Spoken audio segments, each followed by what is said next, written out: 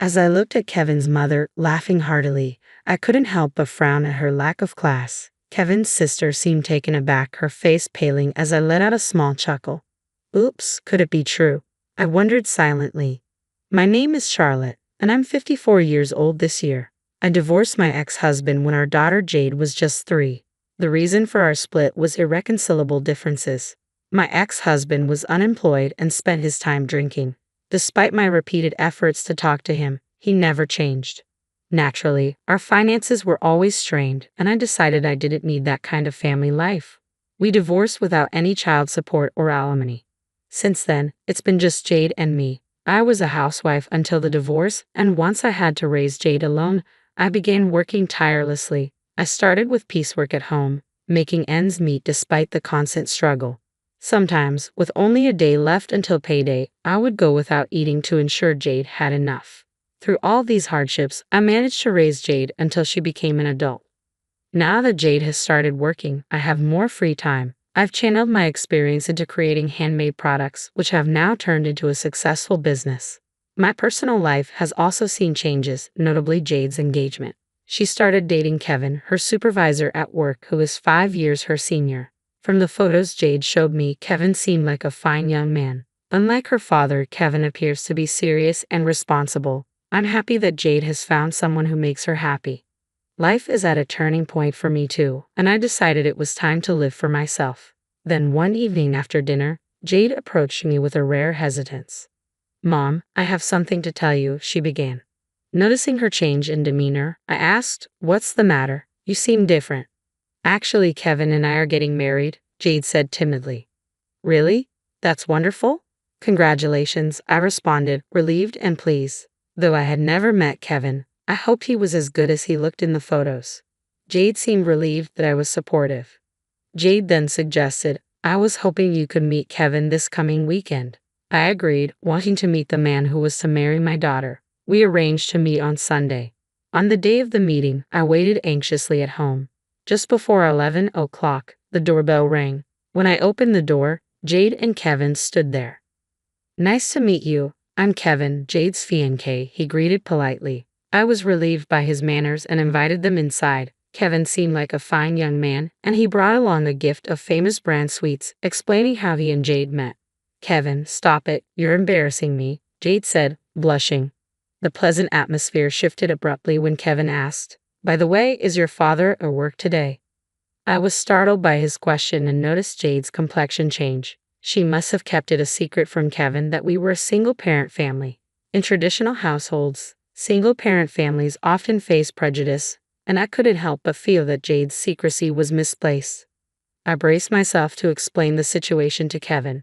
"Jade might not have mentioned it, but I'm actually divorced from my husband. It's just been the two of us," I said. Kevin's smile faded for a moment, and his face went expressionless. "What's wrong?" I asked, feeling a twinge of anxiety. Maybe it was a mistake for me to be the one to bring it up. But just as quickly as his expression had changed, Kevin was smiling again. "It's nothing, please don't worry about it," he said, his smile returning. I tilted my head, confused by the sudden shift in his demeanor. I couldn't bring myself to ask any more questions at that moment. The wedding preparations continued smoothly, and Jade seemed excited, often asking me for my opinion on things like her dress. "What kind of dress should I choose, Mom? What do you think would be nice?" she would ask.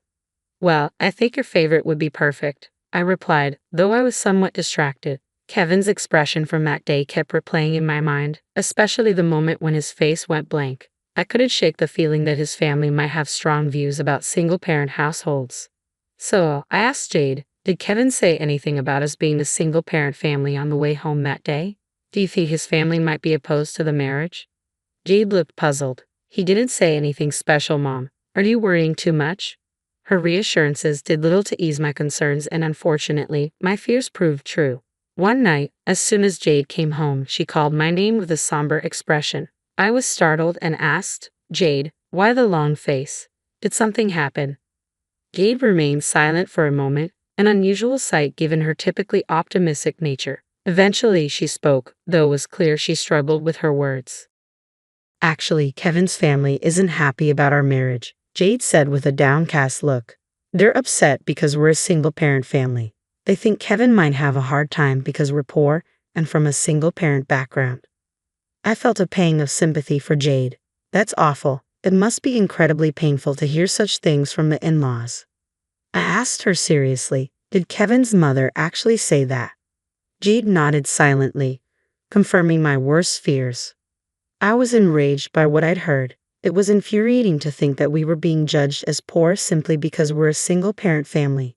Yes, we've had our struggles, but we've worked hard and built a decent life. I've worked as hard as anyone to provide for Jade. Then Jade revealed something even more shocking. Kevin's sister said a lot of awful things too, she confessed, her voice filled with sadness. She claimed that we're just after Kevin's money and that there's no way they could accept us as family. It's really hurtful. Jade's face looked incredibly lonely and disheartened. I could see how deeply those words must have affected her. It was appalling to hear such terrible judgments about me, especially when they haven't even met me. I could barely believe Kevin's family could be so harsh. What did Kevin say about all of this? I asked Jade, recalling Kevin's expression when he visited our home. His face had gone expressionless, and I wondered if it was because he was anticipating his family's reaction.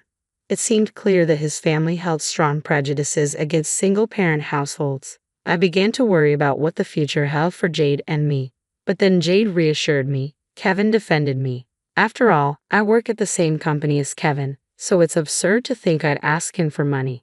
I felt a wave of relief. If Kevin was on Jade's side, that was reassuring. I murmured to myself that Kevin's support was crucial. If he had sided with his family, I would have been deeply concerned about Jade's future. She would likely face ongoing snide remarks from her in-laws and feel marginalized. However, with Kevin standing by her, things might improve. A few days later, Jade brought up the idea of a meeting with Kevin's family. "Mom, I want to have a face-to-face meeting with Kevin's family before the wedding," she said. "I'm really sorry to ask, but it seems Kevin's mother insisted. She said that it's common sense for your mother to meet her future in-laws at least once." Although Jade apologized for the inconvenience, I agreed to meet Kevin's family for the marriage greetings. I wasn't thrilled about it, but it seemed proper. On the day of the meeting, Jade and I went to a restaurant near Kevin's family home. The choice of restaurant had been explained by Jade. "According to Kevin's mother, we can't invite you to their home until we're officially married. There's a fancy restaurant nearby that should suffice." The restaurant, chosen by Kevin's mother, was an upscale venue costing $300 per person for a meal. I occasionally visited it for business but rarely for personal reasons. I was puzzled by Kevin's mother's choice. When Jade had first met Kevin's family, his mother had chosen a nearby cafe. Moreover, Jade ended up paying for Kevin's mother's tea, though Kevin later reimbursed her. I couldn't understand why Kevin's mother was so condescending, especially considering we were the ones invited for the marriage greeting. I couldn't help but frown at the situation. If I, as Jade's mother, refused to attend, it would be Jade who would be blamed for the perceived rudeness.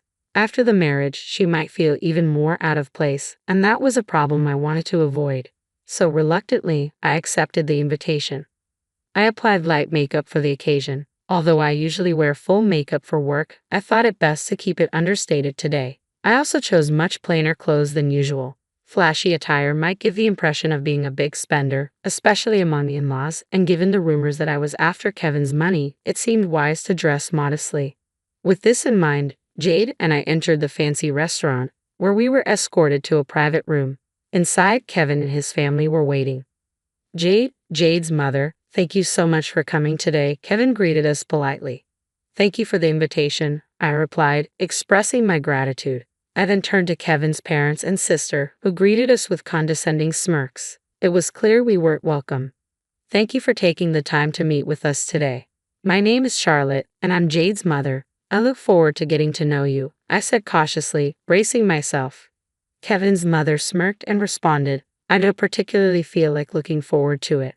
Kevin admonished his mother, but she remained unfazed. "After all, being from a single-parent family is problematic, isn't it?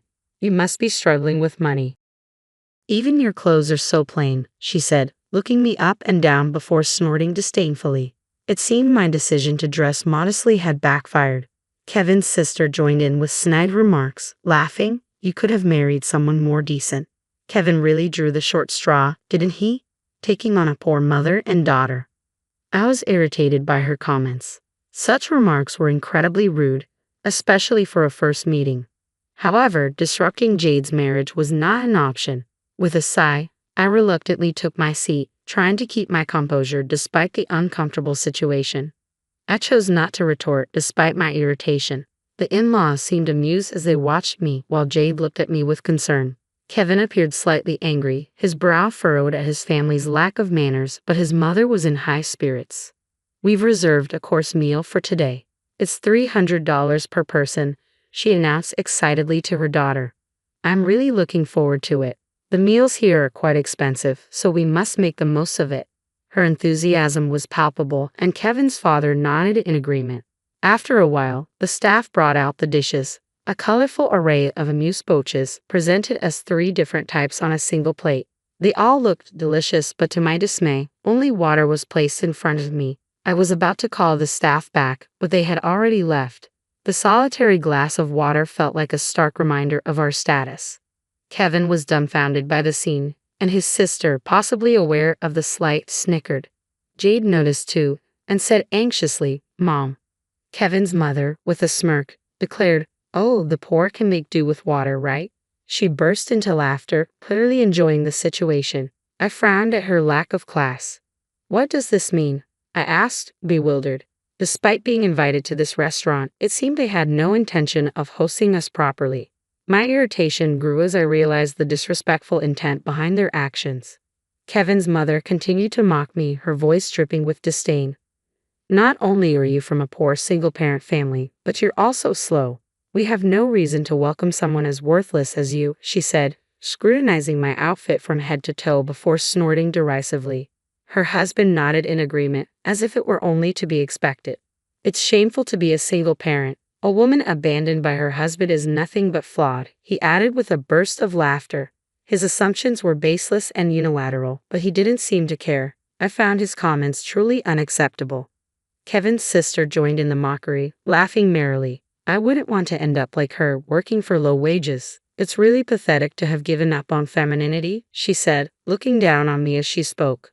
The whole situation was painful and humiliating, but I struggled to maintain my composure for Jade's sake. I felt a pang of sympathy as I saw Jade's face. She looked like she was on the verge of tears. She must have felt responsible for putting me in this difficult situation. Jade was visibly downcast, and I had reached my limit of patience. I couldn't remain silent after being demeaned like this. It was time to stand up for myself. Enough already with the gaining up and bad-mouthing. "Aren't you ashamed as adults?" Kevin shouted, his voice filled with frustration. I was taken aback by his sudden outburst in my defense. Jade and I were both shocked by Kevin's anger towards his family. His face was flushed, and he was clearly upset. However, his family remained unmoved. His mother continued to laugh joyfully, saying, "There's no need to defend poor people. Why are you so angry?" His father nodded in agreement, as if to say Kevin's words had no impact at all. I was appalled by his parents' lack of empathy. It seemed clear that they were lacking in basic decency. As my irritation boiled over, I decided it was time for a counterattack. I had an ace up my sleeve that might surprise them. At that moment, Kevin's sister began staring intently at my face. I accidentally glared back at her, and she muttered something to herself. Suddenly, her face went pale as she seemed to recognize me. I couldn't help but let out a chuckle at her reaction. She trembled as she looked at me, clearly rattled by the realization. Noticing her condition, her father asked in confusion, "What's wrong with you? You've been acting strange." The mother also seemed surprised and expressed concern. "Oh no, you're as pale as a ghost. Are you feeling unwell?" Despite her words, her daughter's trembling didn't stop. It was clear that she had made a connection. Quietly, she asked her father, "Dad, the company you work for is Thompson Handicrafts, right?" She stared at him, seeking confirmation. Thompson Handicrafts is a small to medium-sized company with about 100 employees, and I was familiar with it because it's related to my work. Her father laughed off the question. "What's with the sudden curiosity?" "I may not look it, but I work hard as the head of the sales department," he boasted. "And through my connections, I even got you a job at our company. You should be grateful," he added with a hearty laugh. It was clear that his comments had defeated and disheartened her. Her father, puzzled, asked, "But why are you mentioning this? Are you trying to boast about your full-time position? This poor woman is probably just a temp worker," he sneered, looking down at me with disdain. I silently vowed that he would regret his words. She sighed and began to explain. Dad, don't you know who our company's clients are? Her father looked puzzled. Our clients? Kevin's mother, a full-time homemaker, wore a blank expression, seemingly unable to grasp the situation. She continued, though with some difficulty, I've met Jade's mom before at the company. She was wearing heavier makeup then, so I didn't recognize her immediately. Her father seemed confused. What do you mean, inside the company? I remember the faces of all employees, including part-timers, but I don't recall such an old lady. I frowned at being called an old lady, but he seemed preoccupied with other thoughts. Hearing the mention of the company, he appeared to be desperately trying to recall something. I realized it was no surprise he didn't remember me, as we had never interacted directly. She continued apologetically, Jade's mom, I'm truly sorry for everything. The parents grew agitated. Why apologize? There's no need to say sorry to someone so poor, said the mother dismissively. Exactly. Don't you have any pride, apologizing to a poor person like this? Her father yelled. Jade, glaring fiercely at her parents, said, Dad, Mom, Jade's mom is actually very wealthy, much wealthier than you. What did you say? Her father demanded, his eyes widening in disbelief. Her mother, equally stunned, shrieked, How could you say such a thing? Jade responded calmly, Jade's mom is the president of the company. I've served her tea in the company's reception room. You know greenbags? At the mention of greenbags, her father froze, then slowly turned his head towards me, his face paling. I couldn't help but chuckle. Greenbags was a brand Thompson Handicrafts had recently collaborated with. Kevin's mother gasped, Greenbags? That's the brand with stores and department stores. Even my bag is from there. She glanced at her bag nervously, which I had noticed earlier. As we entered the private room of the restaurant, I had spotted her holding the bag carefully under her chair. It was a familiar sight. She was using it despite the restaurant's high-end etiquette. I chuckled softly and remarked, I'm honored that you're using my brand. It's a magazine freebie, isn't it? Her face turned bright red as she looked down, clearly embarrassed. It seemed she was mortified that her favorite bag was revealed to be a promotional item. I swiftly retrieved my business card from my cardholder and presented it. I'm Charlotte Green, the representative of Greenbags. The parents stared at the card in shock. Her father was visibly trembling as he examined it, while her mother looked equally stunned. I addressed them coolly. It seems a collaboration with Thompson Handicrafts might no longer be feasible. What a pity. His face registered immediate alarm. Why? That was the project President Thompson was most invested in. If it falls through, what will happen to our company? His voice quivered with fear. His wife, confused, asked, What's going on? I explained, Thompson Handicrafts has been struggling financially. The interest in handmade crafts has waned significantly. When I was younger, my mother would sew everything by hand, but now, cheap mass-produced items are the norm. Thompson Handicrafts has been hit hard by this shift, and their sales have been declining year after year. President Thompson proposed the collaboration as a last-ditch effort to revitalize the company. Initially, I wasn't very interested in working with a small to medium-sized company like Thompson Handicrafts, but President Thompson's passion was compelling, and I eventually agreed to collaborate on producing bags. However, that's no longer relevant. The father continued to tremble, clearly frightened by the news. Ignoring his fear, I added, There's little benefit in continuing the collaboration. I was initially swayed by President Thompson's enthusiasm, but it's not a priority for me anymore. I fixed a cold stare on the father, who was sweating under my gaze.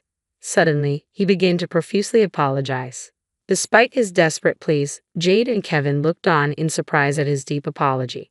I'm truly sorry, he said, bowing deeply several times. His apologies seemed to be more about protecting his own interests than expressing genuine remorse. From my perspective, they held little weight. I spoke with an icy tone. An apology now, after all the disdain you've shown towards Jade and me? Do you really think an apology can fix everything? Your mindset is incredibly naive. Realizing his apologies wouldn't alter the situation, he quickly stood up, clearly more interested in saving face than offering genuine contrition. His wife, still puzzled, addressed me with a flippant smile. We're going to be family, so you can forgive us, right? I'm a big fan of greenbags, and since we're family now, I should be able to get some products for free, shouldn't I?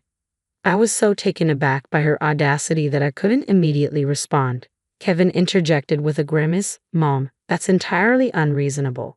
Her request was beyond belief, yet she seemed unfazed by the reaction. "Why not? You must have plenty of stock. It wouldn't hurt to give away a few items," she persisted, both her husband and daughter watching in disbelief. I replied flatly, "Our products are not given away for free, especially to those who are still strangers to us." Her frustration was evident. "But Jade and Kevin are getting married. That makes us family, right? You're a president. You should be providing financial support," she said nonchalantly, still harboring her earlier disdain. It was clear she hadn't reflected on her behavior at all. Kevin, unable to contain his anger, rebuked her. "Mom, you've changed your attitude just because you found out she's a president. Aren't you ashamed?" His mother laughed it off, unbothered. "Presidents have money to spare, right? Surely you can share a little with us." I quietly told her, "Even if Jade and Kevin get married, I have no intention of associating with you." Her surprise was palpable as she approached me. "Don't say that. Once Kevin gets married, we'll be family. Giving away a bag or two wouldn't hurt." I was truly irritated by her persistence. Just as I was about to respond, Kevin stepped between us, his face troubled. "Kevin," I said, noting his discomfort.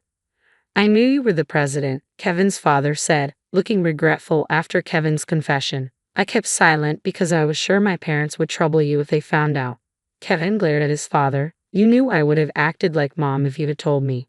What kind of attitude is that towards your own son? Keep this up and you'll be disowned." Kevin's words shocked Jade, who looked flustered. Kevin continued resolutely, "I'd rather be disowned. I'm cutting ties with you. I want to cherish Jade from now on, and I don't need a family that disregards her and her mother." His mother broke down in tears on the spot while his father and sister stared at Kevin, stunned. They likely never imagined he would sever ties with them. Their reaction was a harsh consequence of their own actions. "Please live with regret for the rest of your lives," I added coldly. "I imagine you'll face many hardships in the future." Jade then joined in, stating firmly, "We won't even inform you if we have children. Please spare us the agony of having you as grandparents." The room filled with her anguished cry. Kevin's quiet remark, "We're done being a family," only deepened their distress. His father and sister, now tearful, seemed to want to plead with us, but we ignored them.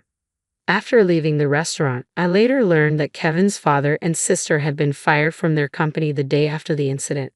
Despite President Thompson's attempts to persuade me, I decided to cancel our collaboration. I couldn't work with a company that employed people like Kevin's family. When I explained the situation to President Thompson, he was furious. It turned out he had a daughter about Jade's age and couldn't forgive Kevin's family for their actions. The collaboration with Thompson Handicrafts was crucial, and their behavior had jeopardized it. Kevin's father, already advanced in age, and his sister, who had only been a part-time worker through her father's connections, faced bleak prospects for reemployment. Additionally, Kevin's mother, a full-time homemaker, was now cut off by Kevin, who was their sole breadwinner. Desperate, Kevin's in-laws came to our company to negotiate. "Please collaborate with Thompson Handicrafts. Even if collaboration isn't possible, provide financial support. Our family is suffering. Isn't helping each other what family does?" they pleaded. Their plea was ironic after all the disdain they had shown us. It was laughable, and their desperation only underscored their hypocrisy. I firmly told them that neither collaboration nor financial support would be possible. "Kevin has cut ties with you as well, hasn't he? Please leave now." Despite my clear refusal, the parents tried to cling to me, but I repeated my warning. "Do not appear in front of me ever again. If you do, I will call the police." The mention of the police seemed to get through to them. The father pleaded, "Anything but the police. We won't come again," and they reluctantly left, their clothes disheveled and dirty. It was a stark contrast to the way they once looked down on others. As for Kevin's sister, I heard she had become reclusive, struggling to find work and facing bleak prospects. She rarely leaves her room and seems resigned to a future filled with uncertainty. 3 years have passed since that day. Now, I live with Jade and Kevin. Ideally, as newlyweds, they would have their own place, but Kevin suggested we stay together for Jade's safety in case of emergencies. Kevin and Jade manage most of the housework since my work keeps me busy. I am truly grateful for their support. Recently, Jade approached me with a serious look which made me anxious. But then she smiled brightly, saying, "Mom, it looks like I'm going to be a mother." She lovingly stroked her belly, and my heart swelled with joy. "Congratulations, Jade," I said, hugging her tightly. Kevin, too, was beaming with happiness. "Though we know challenges lie ahead, I am confident we can face them together.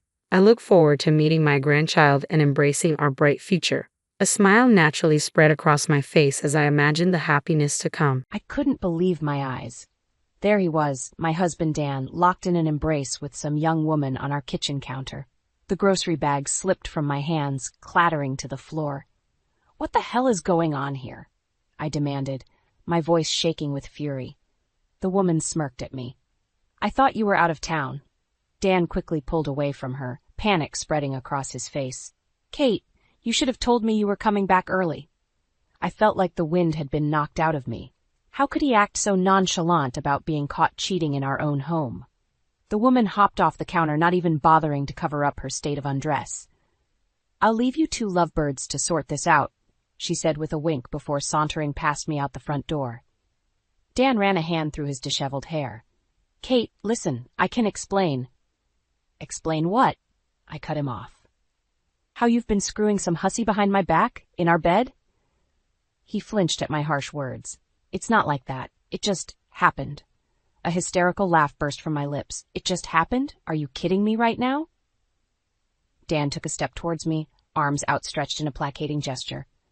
"Baby, please, let's talk about this." But I couldn't bear to be near him, not after witnessing his ultimate betrayal with my own eyes. I snatched my car keys off the hook and stormed out without another word, desperate to put as much distance between us as possible. My mind was spinning out of control as I drove aimlessly. How could Dan do this to me, to us? After nearly a decade of marriage? Memories of our life together assaulted me. Our chance meeting in college, falling deliriously in love, the day he got down on one knee. I choked back a sob. Had it all been a lie? By the time I pulled up at Jenny's place, I was an utter wreck. She took one look at my red-rimmed eyes and pulled me into a fierce hug. "Oh, Kate, what happened?" I could only shake my head, words failing me. Eventually, the whole sordid tale tumbled out between hiccuping sobs. Jenny's face darkened with rage, and she squeezed my hands tightly. "That lying bastard," she growled. "Don't worry, we'll make him pay for this. He messed with the wrong woman." Her conviction steadied me, allowing a glimmer of strength to shine through my despair. Perhaps there was a way to fight back against Dan's betrayal. Jenny was right. He would regret the day he ever took me for granted. I must have sat there for hours, staring blankly at the wall, as memories from my marriage with Dan flickered through my mind like an old movie reel. How could someone I loved and trusted so completely shatter my world into a million pieces? "You need to eat something," Jenny said gently, placing a plate of toast in front of me. I shook my head, my stomach churning with nausea. "At least have some water, then." I took a few sips from the glass, if only to appease her. Jenny had been a godsend, letting me crash at her place after walking in on that horrific scene. I don't know what I would have done without her steadying presence. "Do you want to talk about it?" she asked carefully. I laughed bitterly. What's there to say? My husband turned out to be a lying, cheating scumbag. "Kate," Jenny wrapped a comforting arm around my shoulders. "I'm so sorry you're going through this. If there's anything I can do..." Unless you can turn back time and stop Dan from being an unfaithful prick, I don't think there's much anyone can do. She gave my arm a gentle squeeze. "For what it's worth, he never deserved you. I always thought he was kind of a pompous ass, if I'm being honest." I let out a watery chuckle, remembering how Dan used to get on Jenny's nerves with his constant bragging about work accomplishments no one cared about. Looking back, there were so many little warning signs that he was becoming selfish and arrogant. I was just too blind to see them. "You know, when we first met in college, he was so charming and sweet," I reminisced. "He'd leave these cute little notes in my textbooks, surprising me with chocolate-covered strawberries on our study dates." Jenny made a gagging sound. "Please, spare me the gory details of your once nauseating love life." I swatted her arm, feeling a bit lighter. "Hey, you asked." We fell into a comfortable silence, each lost in our own thoughts. My mind kept drifting back to that terrible moment of discovery. Dan wrapped around some faceless woman, their tangled bodies leaving no doubt as to what sort of sordid act they'd been engaged in. White-hot anger flared in my chest. "He's going to pay for this, Jen," I said through gritted teeth. "I don't care what it takes. That son of a bitch is going to get exactly what he deserves." Jenny's expression turned fierce. "Don't worry, we'll make sure of it. He messed with the wrong girls." A twisted sense of satisfaction unfurled within me. Dan had made the biggest mistake of his life when he decided to throw away nearly a decade of marriage for some cheap fling. And by the time I was through with him, he'd be begging for forgiveness. Just when I thought my life couldn't get any more chaotic, I got a frantic call from my sister. Dad had suffered a bad fall and was being rushed to the hospital. I raced over, my mind mercifully distracted from thoughts of Dan's betrayal. Dad was lying pale and unconscious in the emergency room when I arrived. The doctors explained he'd taken a nasty tumble down the stairs and sustained a severe head injury. They needed to run more tests, but the prognosis wasn't looking good. Over the next few agonizing days, Dad drifted in and out of consciousness. When he was lucid, he didn't seem to recognize any of us. The doctors warned there could be lasting brain damage from the trauma. I felt utterly helpless watching my once vibrant father deteriorate before my eyes. Finally, they discharged him. But with strict round-the-clock care instructions that would be impossible for my sister to manage alone with her 2 young kids. I didn't even hesitate before volunteering to be his primary caretaker. With everything so freshly imploded with Dan, it was a relief to focus my energy on something other than my own shattered heart. "Are you sure about this, Kate?" my sister asked worriedly as we got Dad settled at home. "This is going to be a lot of work." I forced a smile, pushing aside my doubts. Of course, Dad would do the same for us. And so I dove headfirst into the gruelingly difficult role of caring for my partially incapacitated father. Feeding, bathing, administering medications, it was utterly draining, both physically and emotionally. My once tidy home quickly descended into chaos and disarray. Not that Dan seemed to notice or care. "You've let this place go to shit," he muttered one evening as he shoved past me, his nose wrinkling in distaste at the pile of soiled towels in the corner. "I'm going out." My ire flared, but I bit back the heated retort hovering on my lips. I was simply too exhausted to expend more energy on him right now. If he wanted to slink off to meet his little hussy, so be it. In a way, his negligence was almost preferable to having him underfoot and making snide comments about my care for Dad that would inevitably ignite bitter arguments. At least this way there was one less person I had to worry about. As the months dragged on in a relentless cycle of mundane caretaking tasks, I started to see Dan's disinterest for what it truly was, selfishness and a callous indifference for anyone's needs but his own. Somewhere along the way, the man I fell in love with had become an utterly deplorable human being. One night, Dad shocked me by having one of his semi-lucid moments. "You're such a good girl, Katie," he murmured, patting my hand weakly. "I don't know what I'd do without you." I felt tears prick my eyes at the rare moment of tenderness. "Don't worry, Dad, I'm not going anywhere." His brow furrowed slightly. "But what about Dan? He's lucky to have a wife like you." A melancholic look crossed his face. "Or at least he should realize how lucky he is." The words twisted like a knife in my gut. If only Dad knew the awful truth about his precious son-in-law's misdeeds. I forced a reassuring smile, not wanting to shatter his fragile peace of mind.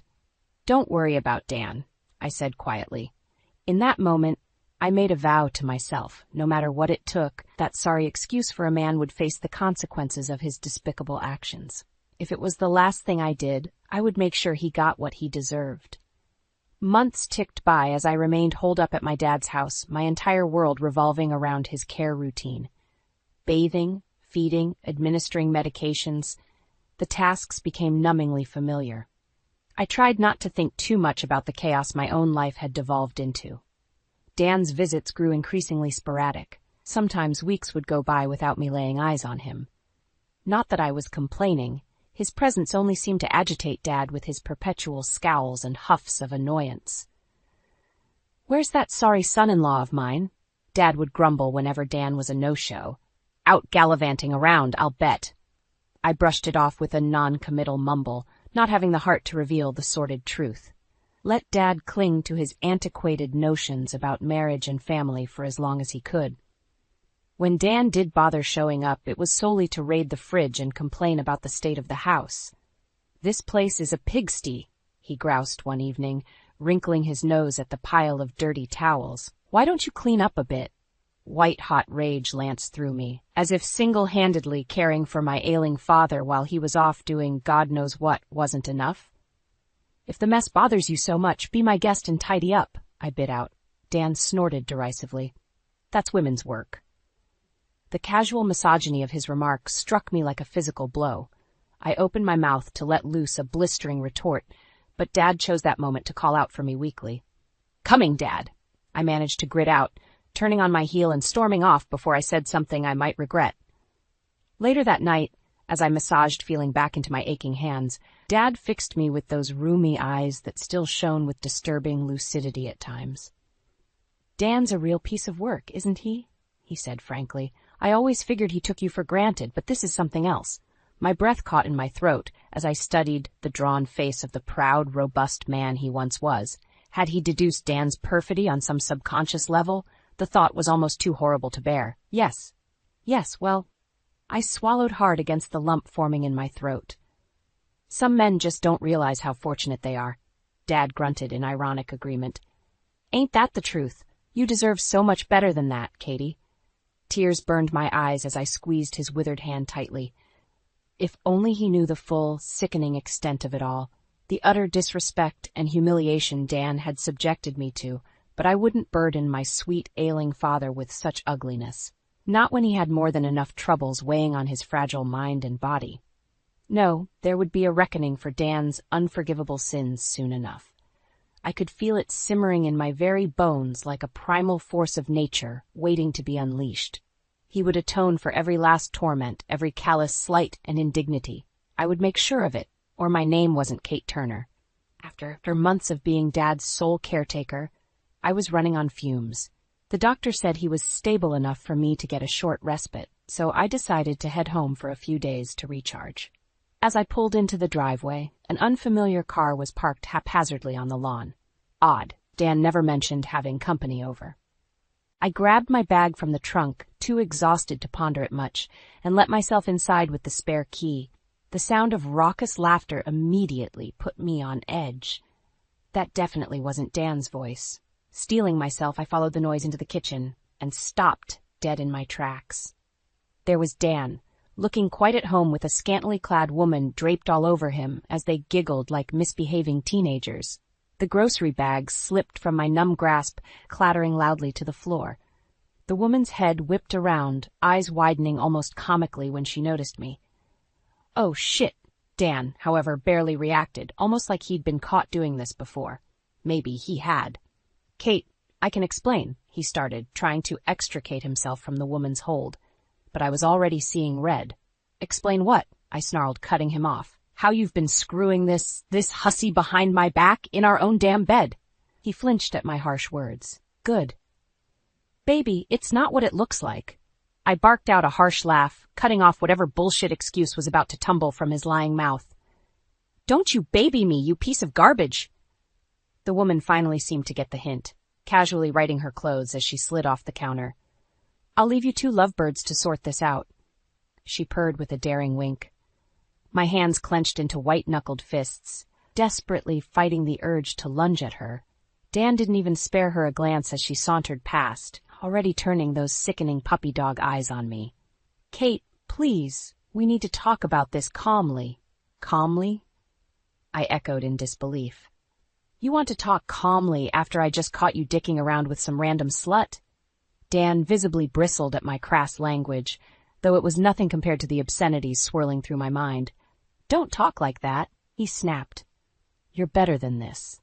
The hypocrisy of his words made me see red all over again, like he had any right to judge me after his wanton infidelity. Snatching my car keys off the hook, I whirled on my heel and stormed for the front door before I did something I might regret. Dan scrambled after me, still babbling nonsensical pleas, but I tuned him out with ease. One thing was crystal clear in that moment. Our marriage was over.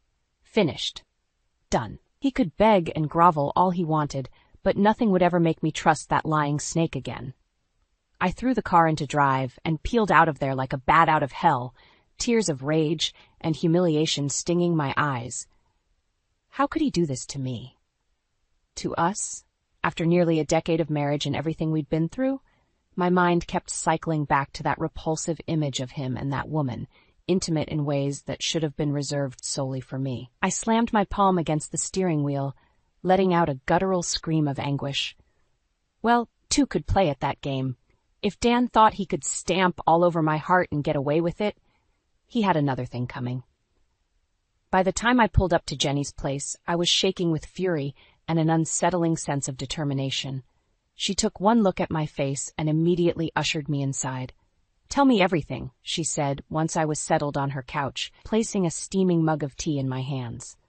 I didn't hold back, recounting every single agonizing detail from start to bitter finish. Throughout it all, Jenny's expression grew progressively more thunderous. "That lying sack of shit," she growled once I finally trailed off. "We can't let him get away with this." She squeezed my hand fiercely. "Don't worry, bestie. We're going to make him pay dearly for what he did to you. That bastard messed with the wrong woman." A mirthless smile tugged at my lips as our shared fury galvanized into a single-minded purpose. Dan thought he'd won by cheating on me so flagrantly? Well, he was about to learn the hard way that hell hath no fury like a woman scorned. I crashed at Jenny's place that night, too distraught to even consider going back to the house I had once called home. Sleep eluded me as images of Dan's betrayal played on a sickening loop in my mind's eye.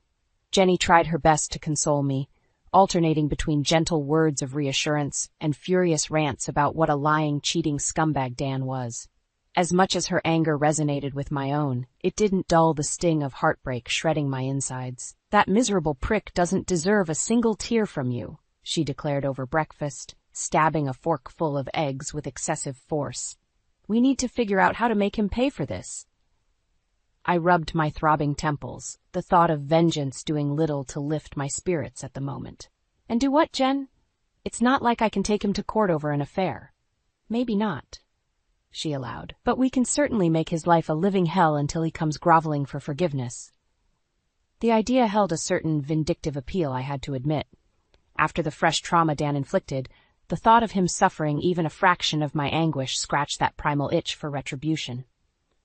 "Okay," I said slowly. "I'm listening." A feral grin split Jenny's face as she launched into a dizzying array of increasingly over-the-top revenge schemes. Everything from airing his dirty laundry on social media to slashing his tires or egging his car. While cathartic, most of her ideas towed the line of illegal. "Those are all terrible plans that will just land us in jail," I pointed out dryly once she'd run out of steam. "We need to think smarter, not crazier." Jenny threw her hands up in exasperation. "Well, I'm all ears if you've got a better idea." Worrying my lower lip, I watched her absent-mindedly fiddle with the ring on her finger, an ostentatious diamond that her husband could ill afford on his modest salary. A light bulb went off in my head. "What if we hit him where it'll really hurt?" I said slowly. "His money and reputation?"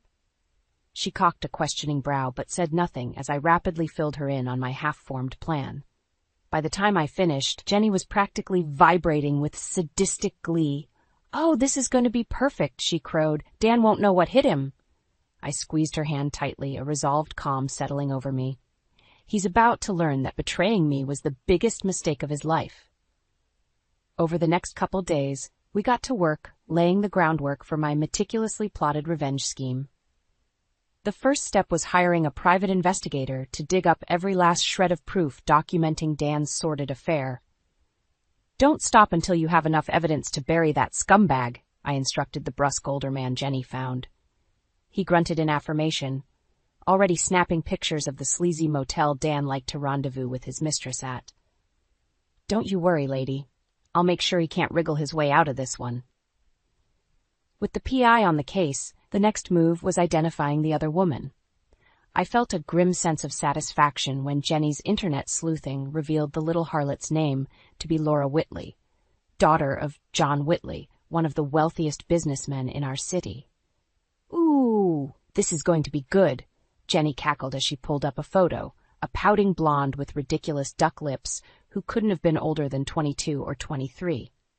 Just wait until Daddy finds out his little princess is a home-wrecking whore.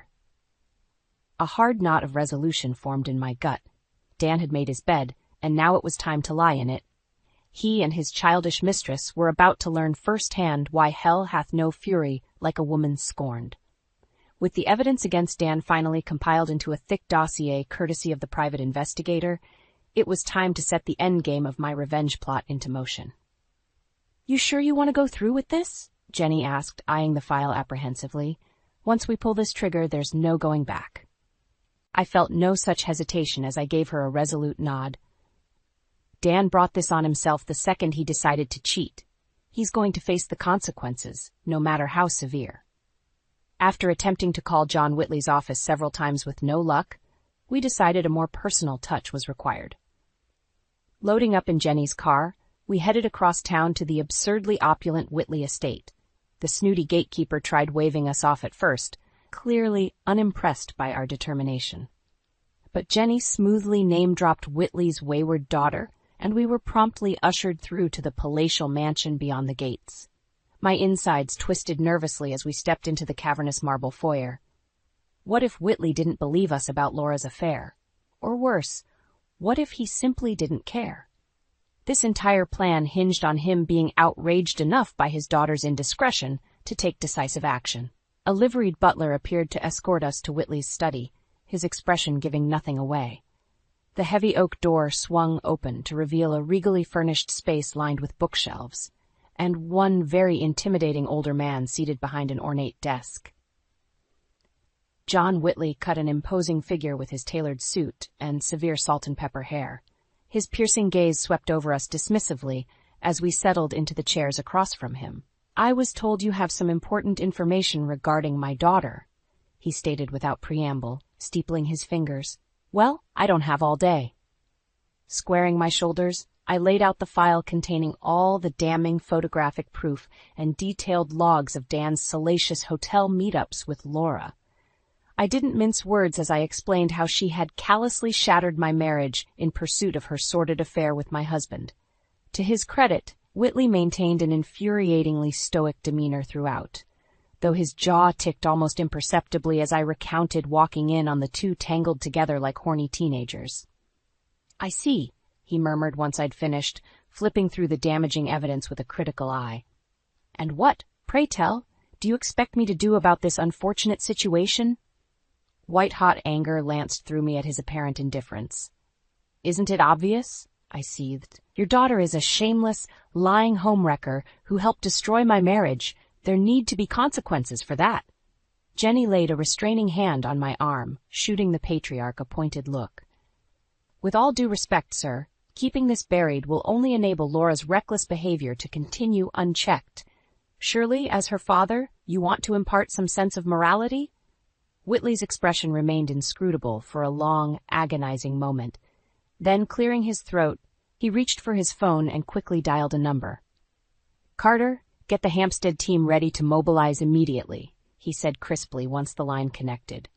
"I want all vendors and partners notified that effective at the end of this week, our business relationship will be terminated." A ghost of a smile tugged at his lips as he hung up and turned his hawkish gaze back on us. "Thank you for bringing this unsavory matter to my attention. I assure you, my daughter's indiscretions will be handled with the appropriate severity." An almost gleeful shiver raced down my spine. If Whitley was taking such drastic measures to clean house at one of Dan's biggest corporate accounts, that could only mean one thing. He was about to lose his cushy, high-paying job over his despicable infidelity. Satisfaction sang through my veins as Jenny and I saw ourselves out of the mansion. The gears were finally in motion to ensure Dan paid for every last torment he'd put me through. As we climbed back into her car, my expression must have mirrored the sadistic glee coursing through me because Jenny reached over to squeeze my hand fiercely. "Don't worry, bestie. This is only the beginning of making that douchebag suffer." A twisted smile stretched my lips as I watched the Whitley estate disappear in the rearview mirror. "Oh, I'm counting on it." The look on Dan's face when we strode into that sleek corporate lobby was was almost worth the anguish he'd put me through. Almost.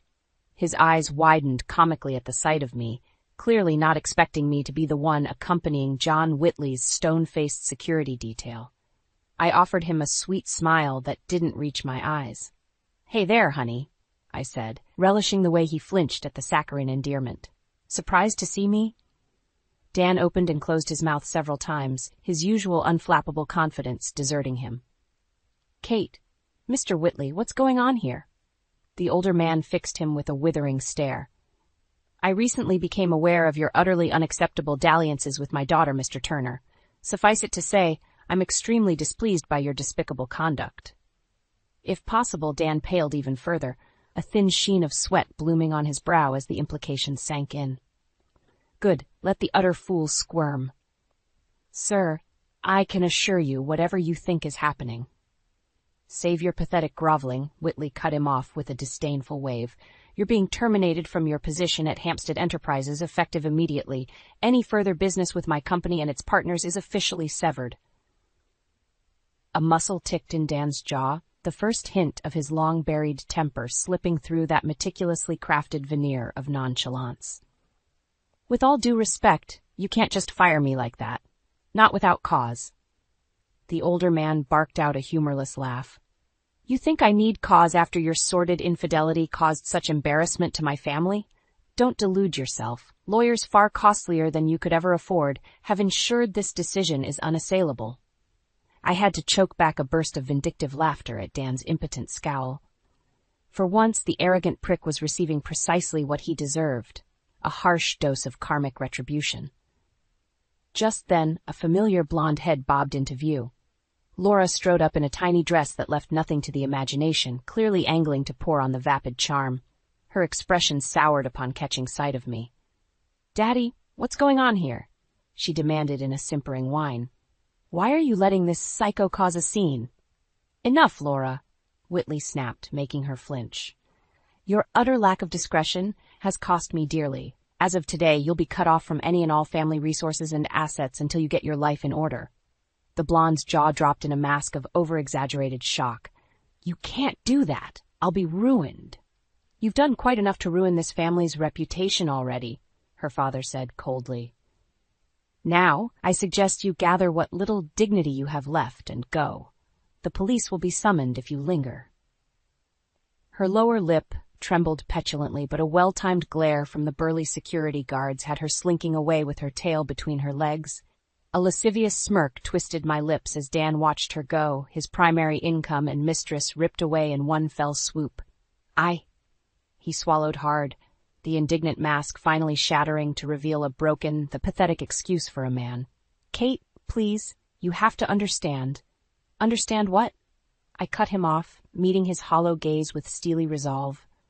"That you threw away nearly a decade of marriage and my unconditional love for a cheap fling with a vapid bimbo less than half your age?"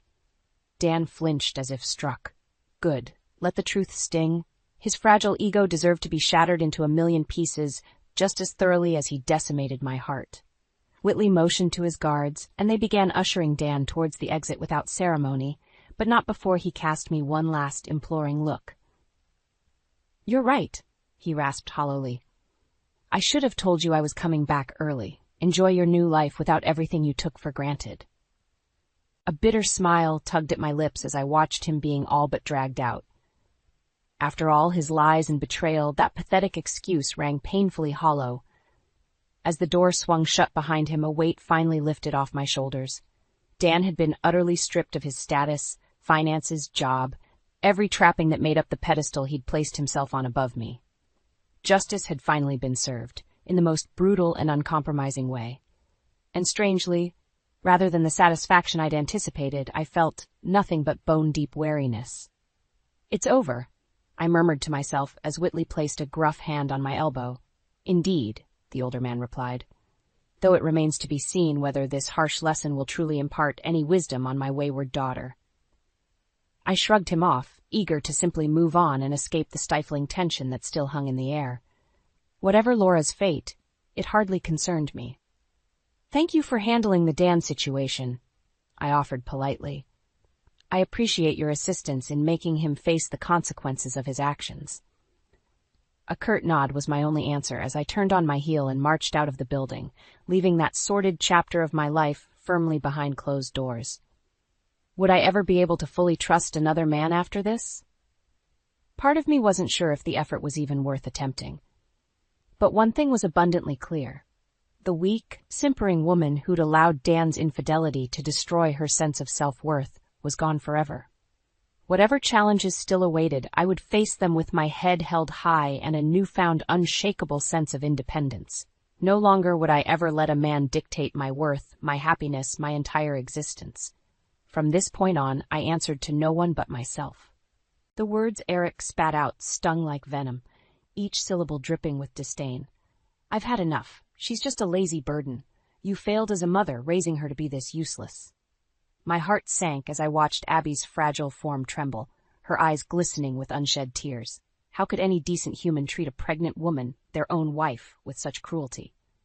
"She's your wife, Eric," I cried out, barely containing my rage. "Pregnant with your child? What kind of man are you?" Abby flinched at my raised voice, her hands instinctively cradling her swollen belly. I wanted nothing more than to shield her from this monster I once trusted with my daughter's well-being. Eric sneered, his features twisted into an ugly mask of contempt. Some man I turned out to be, stuck with this pathetic excuse for a wife. I should have known better than to marry someone so weak and useless. Each venomous word felt like a physical blow, and I struggled to maintain my composure. How had things spiraled so catastrophically? Where had I gone wrong in raising Abby to end up with such a vile creature? As a single mother, I had poured every ounce of my being into providing Abby with a loving, supportive home after her father's untimely death. We had been a team, navigating life's challenges together, and I had reveled in watching her blossom into a kind, intelligent young woman. Yet, somewhere along the way, I had failed to instill in her the strength to recognize and reject such blatant emotional abuse. The signs had been there, subtle at first, but I had been too blinded by my desire for Abby's happiness to see the truth. Now, as I watched her shrink under Eric's withering gaze, I knew I had to take action. No child of mine would ever suffer such cruelty, not while I still drew breath. "Get out of my house, Eric," I hissed, mustering every ounce of courage I possessed. "And if you ever come near my daughter or grandchild again, I swear to God, you'll regret the day you were born." As the door slammed shut behind Eric's retreating form, I felt the weight of years past bear down upon me. Raising Abby alone after her father's passing had been the greatest challenge of my life, but also my proudest achievement. Those early years were a blur of sleepless nights, juggling work and motherhood with an almost manic determination. Yet, through it all, Abby had been my constant source of joy and motivation. Her bright smile and infectious laughter had been the balm that soothed my weariest days. I reminisced about the times we'd spend evenings cuddled on the couch, reading her favorite storybooks or watching her beloved Disney movies. Even as she grew older, our bond only strengthened, and I relished every moment we shared. Abby had been a shy, introverted child, often preferring the company of her books to that of her peers. I had worried at times that her quietness might impede her ability to form meaningful connections later in life. But as she blossomed into a beautiful young woman, I saw her confidence grow, her warmth and kindness drawing friends and admirers alike. It was through one such friend that Abby met Eric, the man who would ultimately become her undoing. At first he had seemed charming, attentive, and supportive, everything a mother could hope for in her daughter's partner. I had been foolishly blind to the warning signs, so desperate was I for Abby to find happiness. "He's such a nice young man, Mom," Abby had gushed, her eyes alight with infatuation. "He really listens to me and makes me feel understood in a way I've never experienced before." Foolishly, I had believed her, allowing myself to be swayed by Eric's polished facade and empty platitudes. How I wished I could go back and shake some sense into my naive younger self. The first crack in Eric's mask appeared mere months into their marriage. Abby confided in me about his occasional bouts of anger, his cutting remarks that left her feeling small and inadequate. I had brushed it off as newlywed growing pains, assuring her that all couples experienced rough patches. But the emotional abuse only escalated, until Abby found herself trapped in a cycle of gaslighting and manipulation. her once vibrant spirit dimming with each passing day. By the time she discovered her pregnancy, she was but a shell of her former self, terrified and desperate for an escape. Yet, even as I cradled her trembling form in my arms, soothing her frantic sobs, I could never have anticipated the depths of Eric's depravity. The man who had once sworn to cherish and protect my daughter had become her own personal demon, tormenting her with cruel words and indifference. As I tended to Abby's needs, my rage toward Eric festered, a slow-burning ember that threatened to erupt into an all-consuming inferno. He would pay for what he had done. Of that I was certain. No one harmed my family and walked away unscathed. Abby's haunted gaze bore into me, her eyes reflecting a lifetime of torment condensed into a single, heart-wrenching moment. Each trembling word that spilled from her lips felt like a dagger piercing my soul. He wouldn't let me rest, Mom. No matter how sick I felt or how much my body ached, Eric demanded that I keep up with all the household chores. She paused, drawing a shuddering breath. He said it was my duty as his wife, that I was just being lazy and selfish. Rage surged through my veins, an all-consuming fire that threatened to engulf me. How dare that vile excuse for a human treat my daughter, his own pregnant wife, with such callous disregard? "Did he not see how much you were suffering?" I asked, my voice barely above a whisper as I fought to maintain my composure. Abby shook her head, her eyes glistening with unshed tears. "He didn't care, Mom. All he cared about was his own convenience, his own needs. I was just a burden to him, an inconvenience to be endured." The mental image of my strong, vibrant daughter, reduced to a mere servant in her own home, denied even the basic compassion owed to an expectant mother, twisted like a knife in my gut. Eric's cruelty knew no bounds. I tried to reason with him, to make him understand how difficult this pregnancy was for me, Abby continued, her voice wavering. But he just brushed me off, telling me I was being dramatic and oversensitive. I pulled her into a fierce embrace, cradling her against me as the sobs racked her frail form. "Shh, baby, it's okay. You're safe now. That monster can't hurt you anymore." But even as I uttered those words, I knew they rang hollow. Eric's poison had seeped too deep, leaving invisible scars that would take far longer to heal than any physical wound. "He left me here, Mom," Abby whispered, her voice thick with anguish. "He said he was done with me, that I was no longer his problem. He just abandoned me, like I was nothing." White-hot fury coursed through me, threatening to choke out all rational thought. How could any man, any human being, treat the mother of his unborn child with such utter disdain? In that moment, a profound shift occurred within me. A maternal instinct ignited with the force of a supernova. Eric had awoken a primal, protective rage that would not be sated until he paid for his sins in full. "Listen to me, Abby," I said, grasping her shoulders and forcing her to meet my gaze. "That bastard will never lay a finger on you or my grandchild again. I swear on my life I will not rest until he gets what's coming to him." Abby's eyes widened, a flicker of hope kindling amidst the despair. "But how, Mom? He's so powerful, so influential. He'll just bury us with his wealth and connections." A grim smile tugged at my lips as I brushed away the tears streaking her cheeks. "Leave that to me, sweetheart. I may be just a single mother, but I'm also a force to be reckoned with when it comes to protecting my family." With steely resolve, I vowed to myself that Eric Sterling would soon learn the true depth of a mother's wrath. His reign of terror was over, and the wheels of karma were already in motion. In the days that followed, my sole focus became helping Abby heal from the emotional trauma inflicted by that monster she once called her husband. I enlisted the aid of our neighbors, Megan and Paul Collins, who had become like family over the years. Megan, a warm-hearted soul with an unwavering moral compass, took Abby under her wing, providing a listening ear and a shoulder to lean on. Her empathy and kindness were like a soothing balm, slowly mending the gaping wounds in Abby's psyche. Paul, a respected psychologist, offered his professional expertise, guiding Abby through weekly therapy sessions designed to help her process the abuse and rebuild her shattered self-esteem. His gentle yet firm approach gradually coaxed her out of the shell she had retreated into, allowing her true strength to resurface. With their support, I witnessed a remarkable transformation in my daughter. The haunted look in her eyes began to fade, replaced by a glimmer of determination that grew brighter with each passing day. Slowly but surely, the vibrant, spirited young woman I had raised emerged from the ashes of Eric's cruelty. As Abby's due date approached, I made the difficult decision to take a temporary leave from my job, putting my career on hold to focus entirely on her well-being.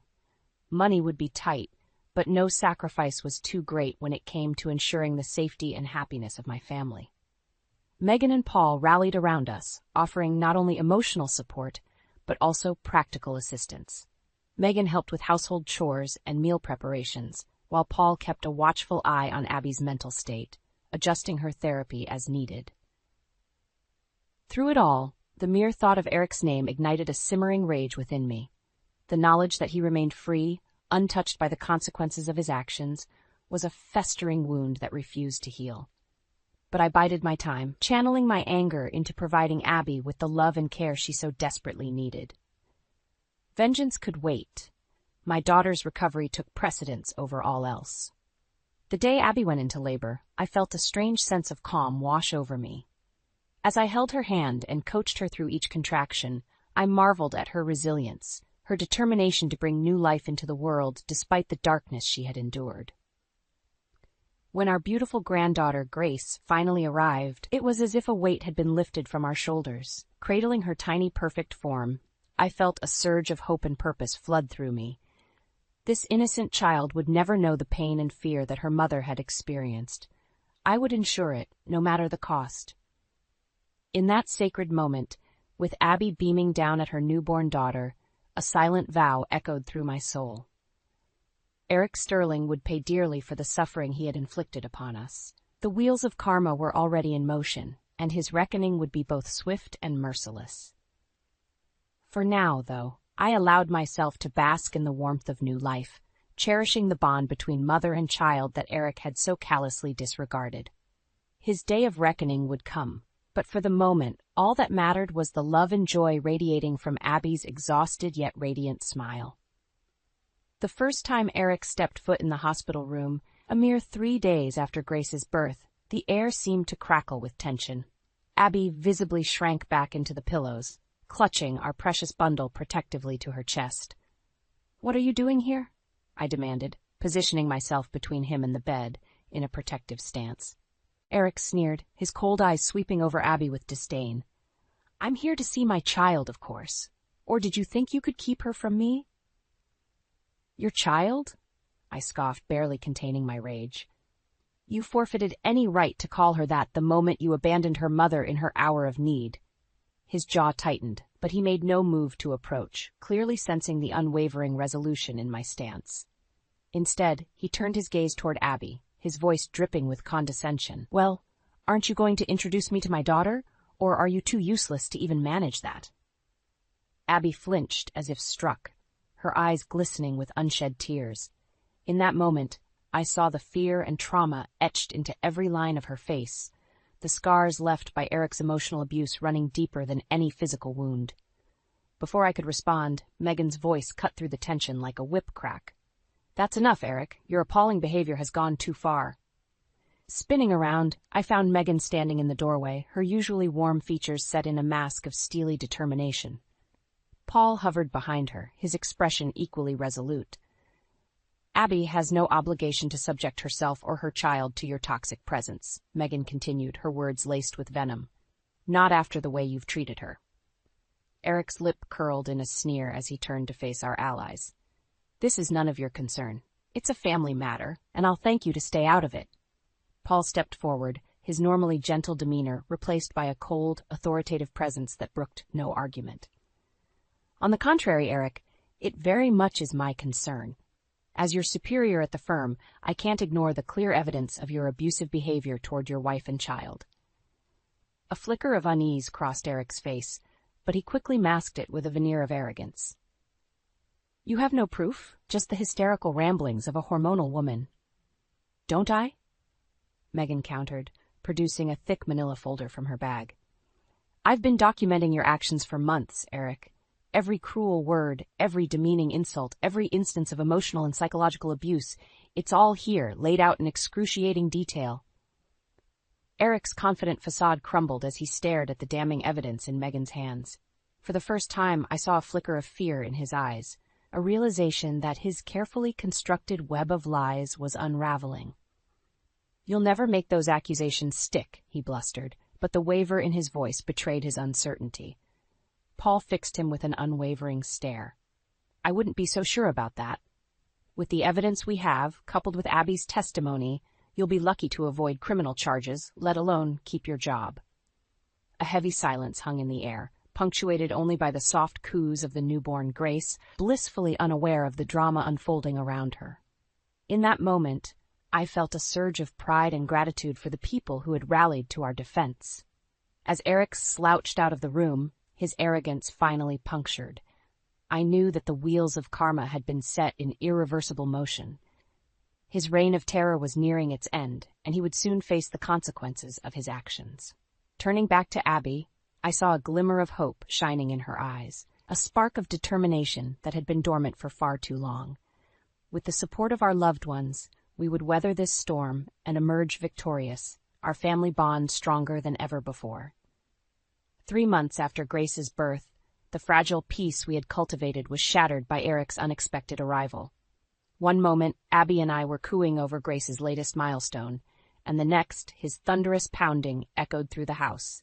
"Open up, Abby," he bellowed, his voice laced with fury.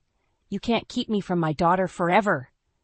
Abby tensed, her arms tightening protectively around Grace's tiny form. The fear in her eyes cut me to the core, a stark reminder of the emotional trauma she had endured. "Stay here," I whispered, pressing a reassuring kiss to her forehead before rising to confront the source of our torment. Eric's face was twisted into an ugly sneer as I swung open the door, his eyes blazing with a dangerous cocktail of rage and entitlement. "What do you want, Eric?" I demanded, positioning myself squarely in the doorway to block his path. "I'm here for my wife and child," he spat, attempting to push past me. "This little game of yours has gone on long enough." I stood my ground, unflinching in the face of his aggression. "Abby is no longer your wife, and you have no claim over that innocent child. Not after the way you've treated them." His nostrils flared, and for a moment I braced myself for an explosive outburst. But then a sly grin spread across his features, sending a chill down my spine. "You think you can keep me away with some pathetic little restraining order?" he sneered. "I have resources you can't even begin to imagine. One word from me, and your precious Abby's life will become a living hell." Before I could respond, a familiar voice cut through the tension like a knife. "I wouldn't be so sure about that, Eric." Paul stepped into view, his expression a mask of cold fury. Beside him stood Megan, her steely gaze fixed on Eric with an intensity that could have melted steel. "What's this?" Eric scoffed, his bravado faltering slightly. "You brought your little posse for backup?" "They're here to ensure you face the consequences of your actions," Paul stated, his voice laced with barely contained contempt. "Actions that have not gone unnoticed at the firm." Eric paled, the realization of his precarious position dawning on his features. "You can't touch me. I'm too valuable to the company." "On the contrary," Paul countered, producing a thick manila folder from his briefcase. "Your behavior has been meticulously documented, Eric. Verbal abuse, intimidation, unethical business practices. The list goes on and on." With each accusation, Eric's composure crumbled further, his mask of arrogance slipping to reveal the desperation lurking beneath. "You can't prove any of that," he blustered, but the waver in his voice betrayed his uncertainty. Megan stepped forward, her expression one of grim satisfaction. "We have more than enough evidence to not only terminate your employment but also pursue legal action for the emotional and psychological trauma you've inflicted on Abby." Eric's eyes darted between us, panic setting in as he realized the depth of the hole he had dug for himself. "This isn't over," he snarled, his face contorted with rage. "You'll regret this, all of you." But even as he hurled his empty threats, I could see the defeat etched into every line of his face. The once powerful man who had held us all in his thrall was reduced to a pathetic shell, his carefully constructed facade crumbling to dust. As Eric retreated, his parting words ringing hollow in his wake, I felt a profound sense of relief wash over me. The nightmare was finally drawing to a close, and justice would soon be served. Turning back to Abby, I found her gazing at me with a mixture of awe and gratitude, her arms cradling our precious Grace with a renewed sense of confidence. In that moment, I knew that no matter what challenges lay ahead, we would face them together. A united front forged in the fires of adversity. Eric's reign of terror was over, and our family's future burned brighter than ever before. In the days following Eric's confrontation, a palpable shift occurred, as if the universe itself was righting the wrongs he had committed.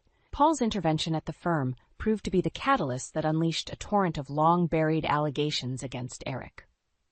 One by one, former colleagues' subordinates came forward, emboldened by the knowledge that their voices would finally be heard. Tales of verbal abuse, intimidation tactics, and unethical business practices soon flooded the company's inboxes, painting a damning portrait of Eric's true character. Within a week, the once untouchable executive found himself unceremoniously dismissed, his illustrious career reduced to ashes by the weight of his own misdeeds. The news spread like wildfire, and Eric's reputation went up in flames, his carefully cultivated image of success crumbling under the intense scrutiny. As the professional fallout escalated, Megan and Paul worked tirelessly to build an airtight legal case against Eric. Abby's testimony, coupled with the mountain of evidence they had accumulated, left little room for doubt or equivocation. When the divorce proceedings finally commenced, it was a mere formality.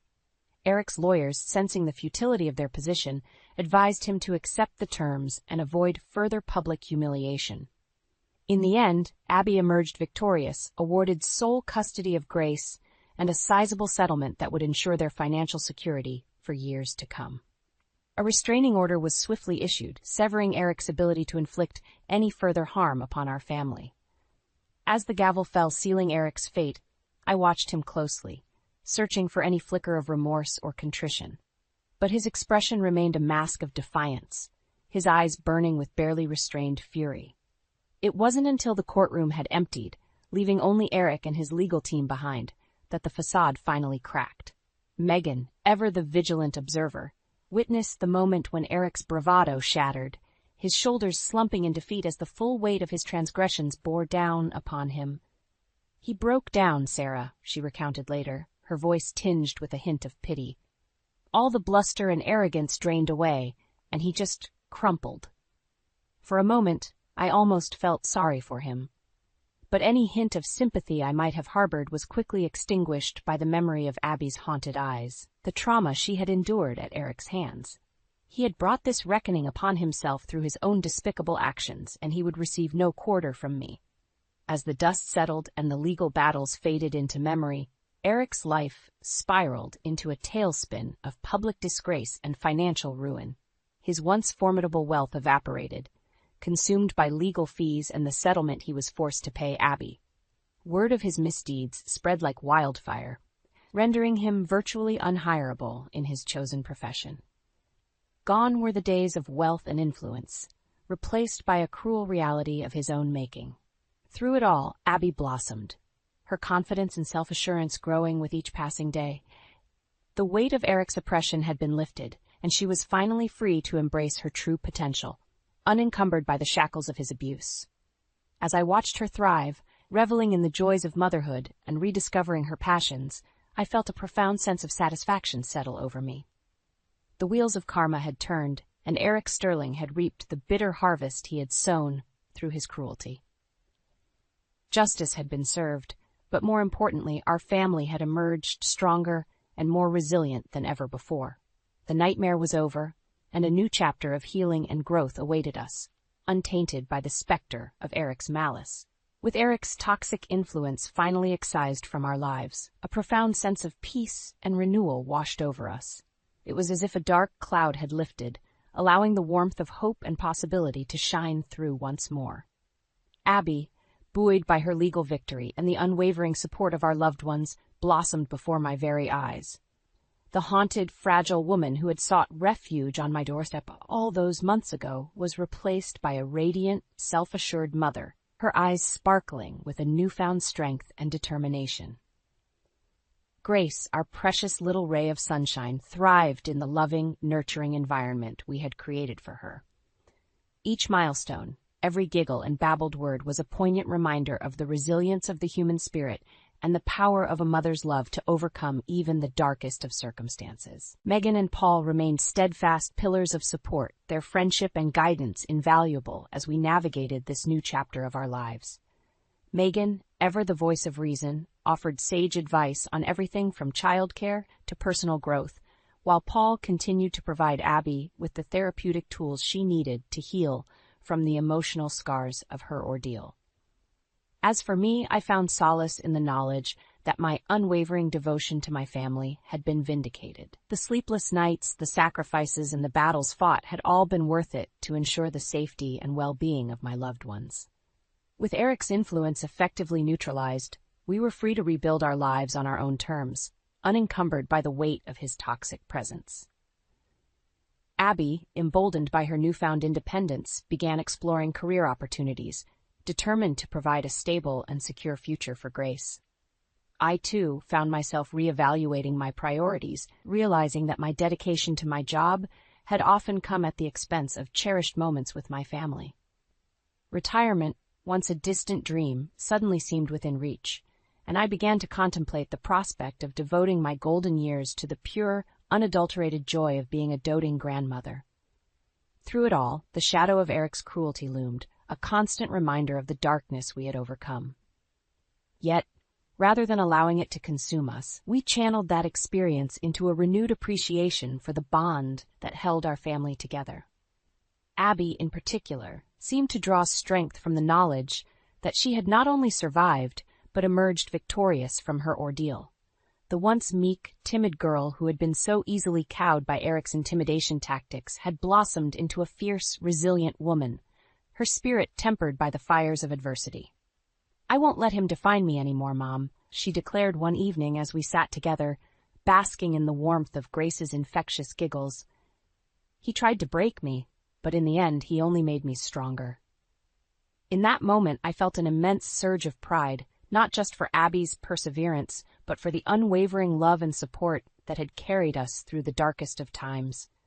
Our family had been tested, stretched to the limits of endurance, but we had emerged on the other side, battered yet unbroken. As the summer sun dipped below the horizon, painting the sky in vibrant hues of orange and pink, I found myself filled with a profound sense of gratitude. The road ahead was uncertain, but one thing was abundantly clear. No matter what challenges lay before us, we would face them together, a united front forged in the crucible of adversity.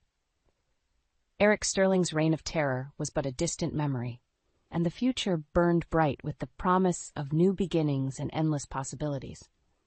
The sharp scent of coffee wafted through the small municipal office as I clutched the birth certificate form for my newborn daughter, Lily.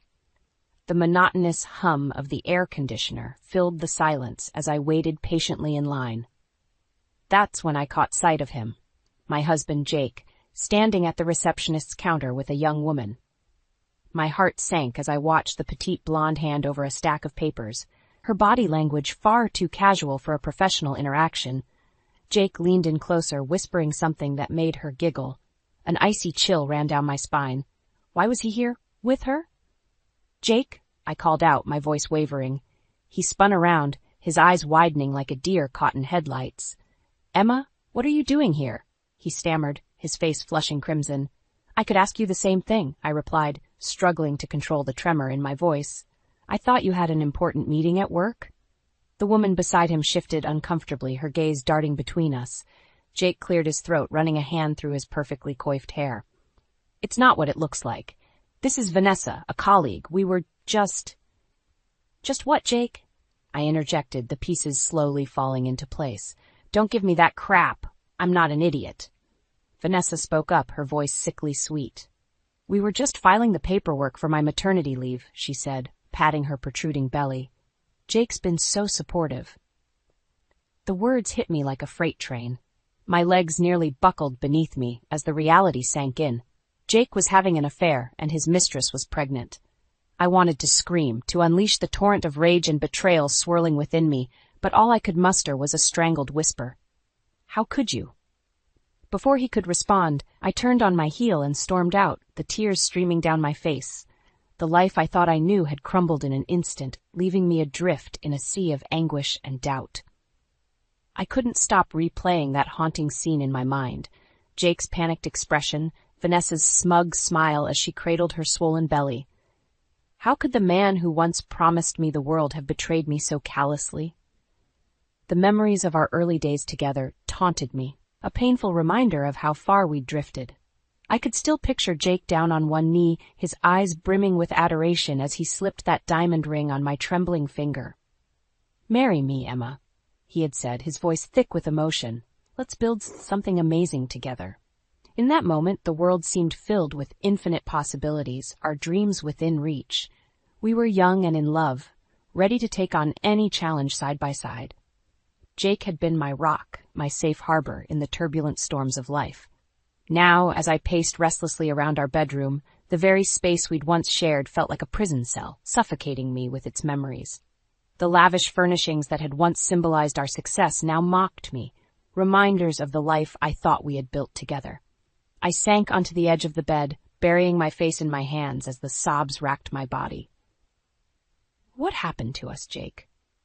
I whispered brokenly into the stillness. His late nights at the office, his constant excuses, the growing distance between us, it all made sense now. While I had poured my heart and soul into supporting his career, he had been sneaking around with that woman. Anger flared within me, burning away the hurt and replacing it with a searing determination. I wouldn't be the one left broken and humiliated. Not this time. With a renewed sense of purpose, I wiped away my tears and reached for my phone. If Jake thought he could discard me like yesterday's trash, he was sorely mistaken.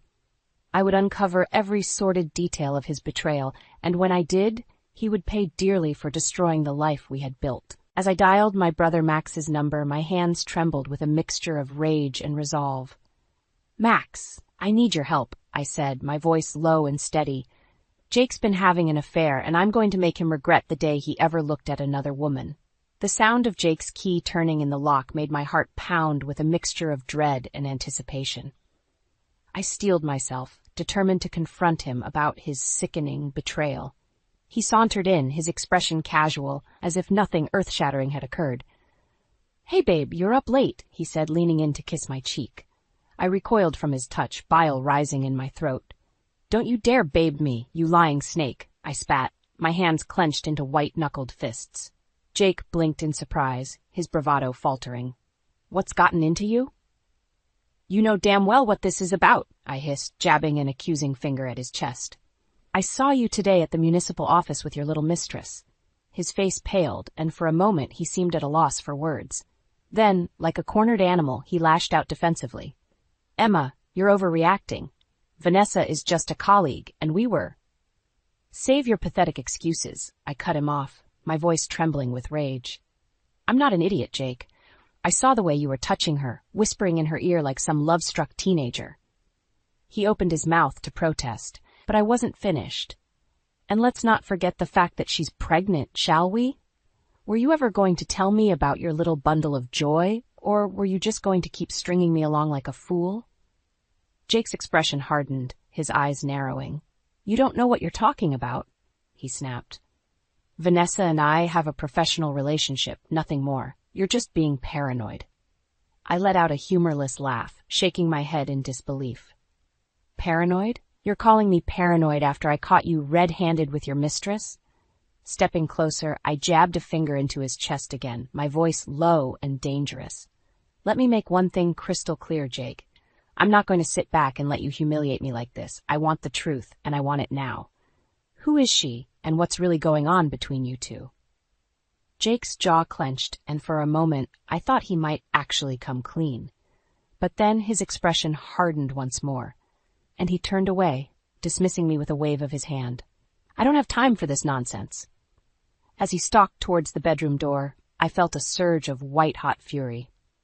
"This isn't over, Jake," I called after him, my voice trembling with rage and determination. "Believe me, I'm just getting started." The delicious aroma of Mom's homemade lasagna wafted through the air, but I couldn't bring myself to enjoy the familiar comfort of our family gatherings, not with the weight of Jake's betrayal hanging over me like a dark cloud. As my parents, brother Max, and his wife Sarah chatted animatedly around the dining table, I found myself picking listlessly at my food, my appetite non-existent. Max must have sensed my distress because he soon excused himself from the conversation and slid into the chair beside me. "You've been awfully quiet tonight, sis," he murmured, his brow furrowed with concern. "What's going on?" I opened my mouth to brush him off, but the words caught in my throat. Max had always been my confidant, my steadfast ally through life's ups and downs. If anyone could help me make sense of this nightmare, it was him. Taking a deep breath, I poured out the whole sordid tale, catching Jake at the municipal office with Vanessa, the revelation of her pregnancy, and the heated confrontation that followed. As the words tumbled out, tears stung my eyes, but I blinked them back furiously, determined not to break down in front of everyone. Max's expression darkened with each revelation, his jaw clenching in anger. "That lying bastard," he growled, slamming his fist on the table with enough force to make the plates rattle. "I'll kill him for what he's done to you." Sarah reached across the table, her eyes shining with sympathy as she gave my hand a gentle squeeze. "Oh, Emma, I'm so sorry. You don't deserve this." Mom and Dad exchanged worried glances, their faces etched with sadness and concern. "Honey, are you sure about all this?" Dad asked hesitantly. "Maybe there's been some kind of misunderstanding." I shook my head vehemently, my hands curling into fists in my lap. "No, Dad, there's no misunderstanding. I saw it with my own eyes. Jake's been having an affair, and now his mistress is pregnant." A heavy silence fell over the table as the weight of my words sank in.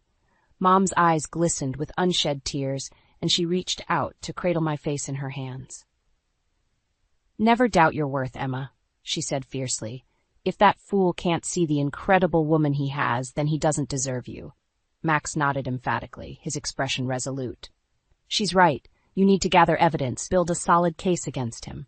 If he's cheating, you deserve to know the truth and get everything you're entitled to in the divorce." A fierce determination took root within me, hardening my resolve. Jake might have thought he could discard me like yesterday's trash, but he was sorely mistaken. With my family's support, I would uncover every last sordid detail of his betrayal, and when I did, he would pay dearly for destroying the life we had built together. "You're right," I said, raising my chin defiantly. "It's time to take that lying snake down once and for all." The sleek black sedan pulled up outside the nondescript apartment complex, and my heart leapt into my throat. This was it, the moment of truth I had been dreading and anticipating in equal measure. With trembling hands, I killed the engine and stepped out onto the cracked pavement, my gaze fixed on the building's entrance. This was where Jake's mistress lived, the very place he had been sneaking off to for who knows how long. A part of me wanted to turn and run, to bury my head in the sand and pretend this nightmare wasn't real. But the fire of determination burned brighter, fueled by the hurt and rage that had been simmering within me since that fateful day at the municipal office. Squaring my shoulders, I marched towards the entrance, each step propelling me closer to the harsh reality I had been avoiding. The buzz of the intercom made my heart skip a beat, but I pressed the button for Vanessa's apartment with a steadiness that belied my inner turmoil. "Hello?" Her saccharine voice crackled through the speaker. "It's Emma," I responded, my voice surprisingly even. "We need to talk." There was a pregnant pause, and for a moment I thought she might refuse to buzz me in.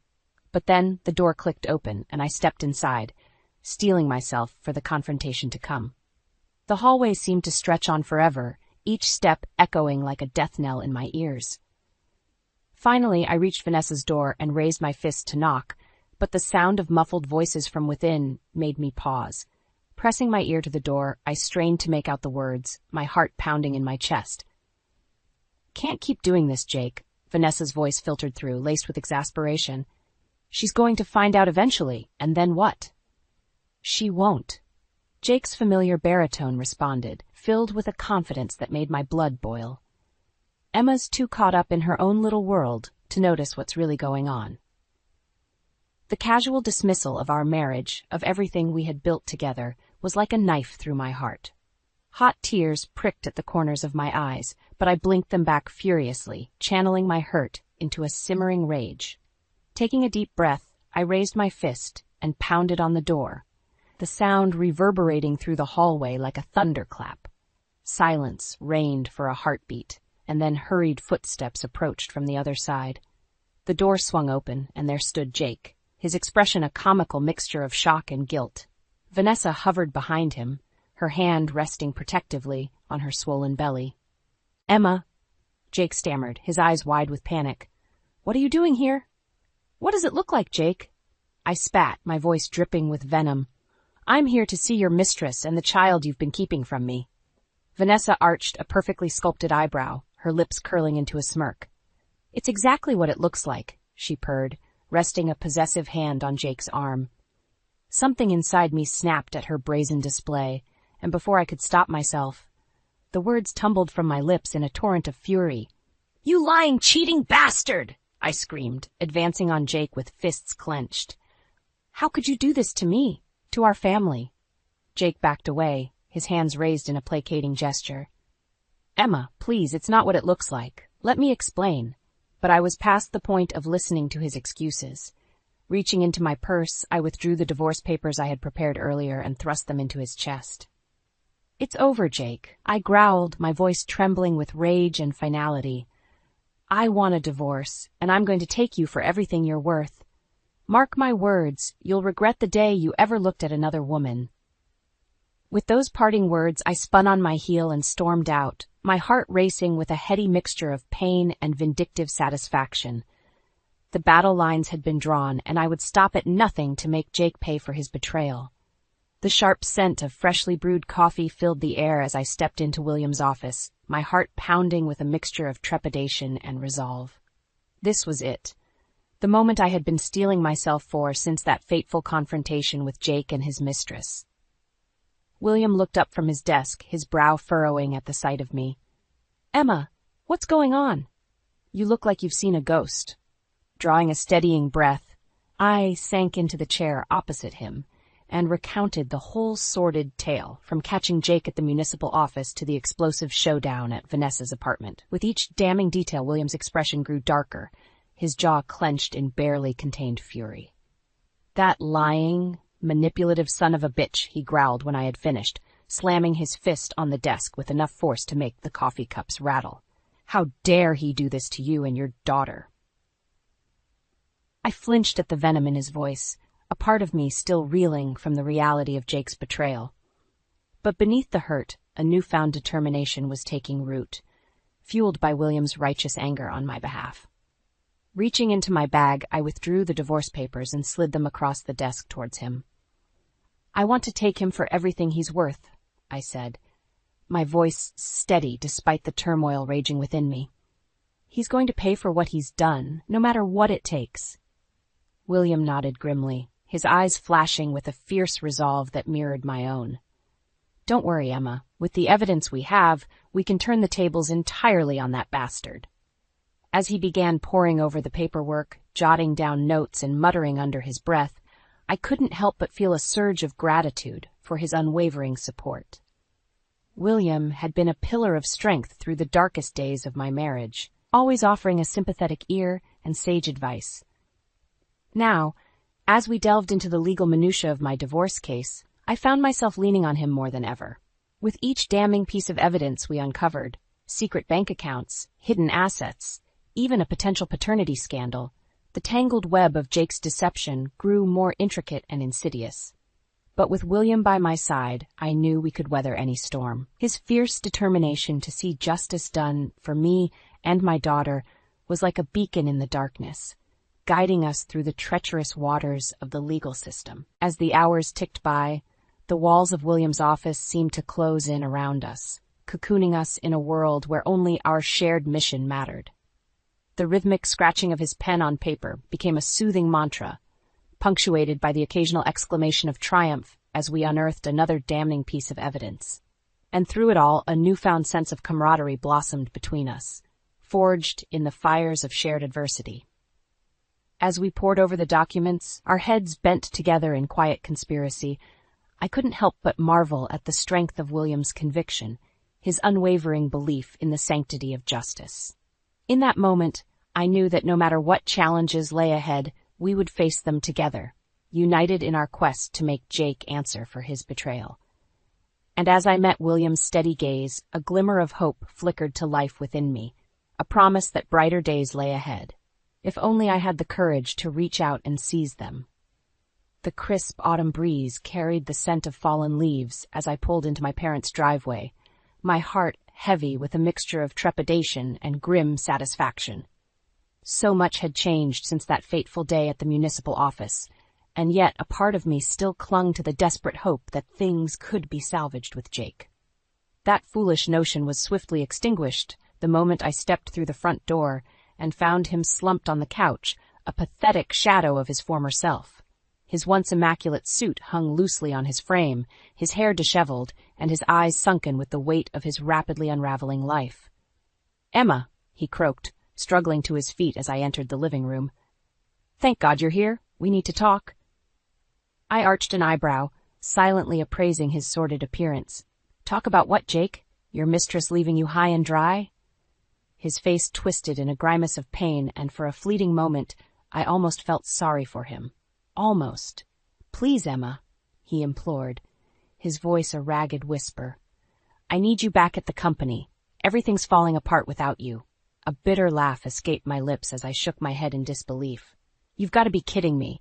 After everything you've done, you really think I'd come crawling back to help you?" "I made a mistake. A terrible mistake," he insisted, desperation seeping into his tone. "But we can fix this, Emma. We can make things right again, I swear." The earnestness in his voice almost made me waver, but then I caught sight of the framed photo on the mantelpiece, a frozen moment from happier times, back when our love seemed unbreakable.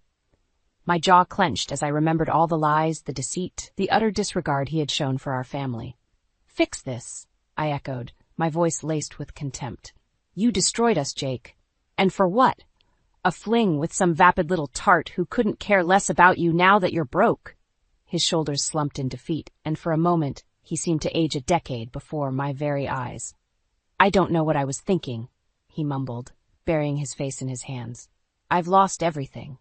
A surge of vindictive satisfaction washed over me as I watched him crumble, finally reaping the consequences of his actions.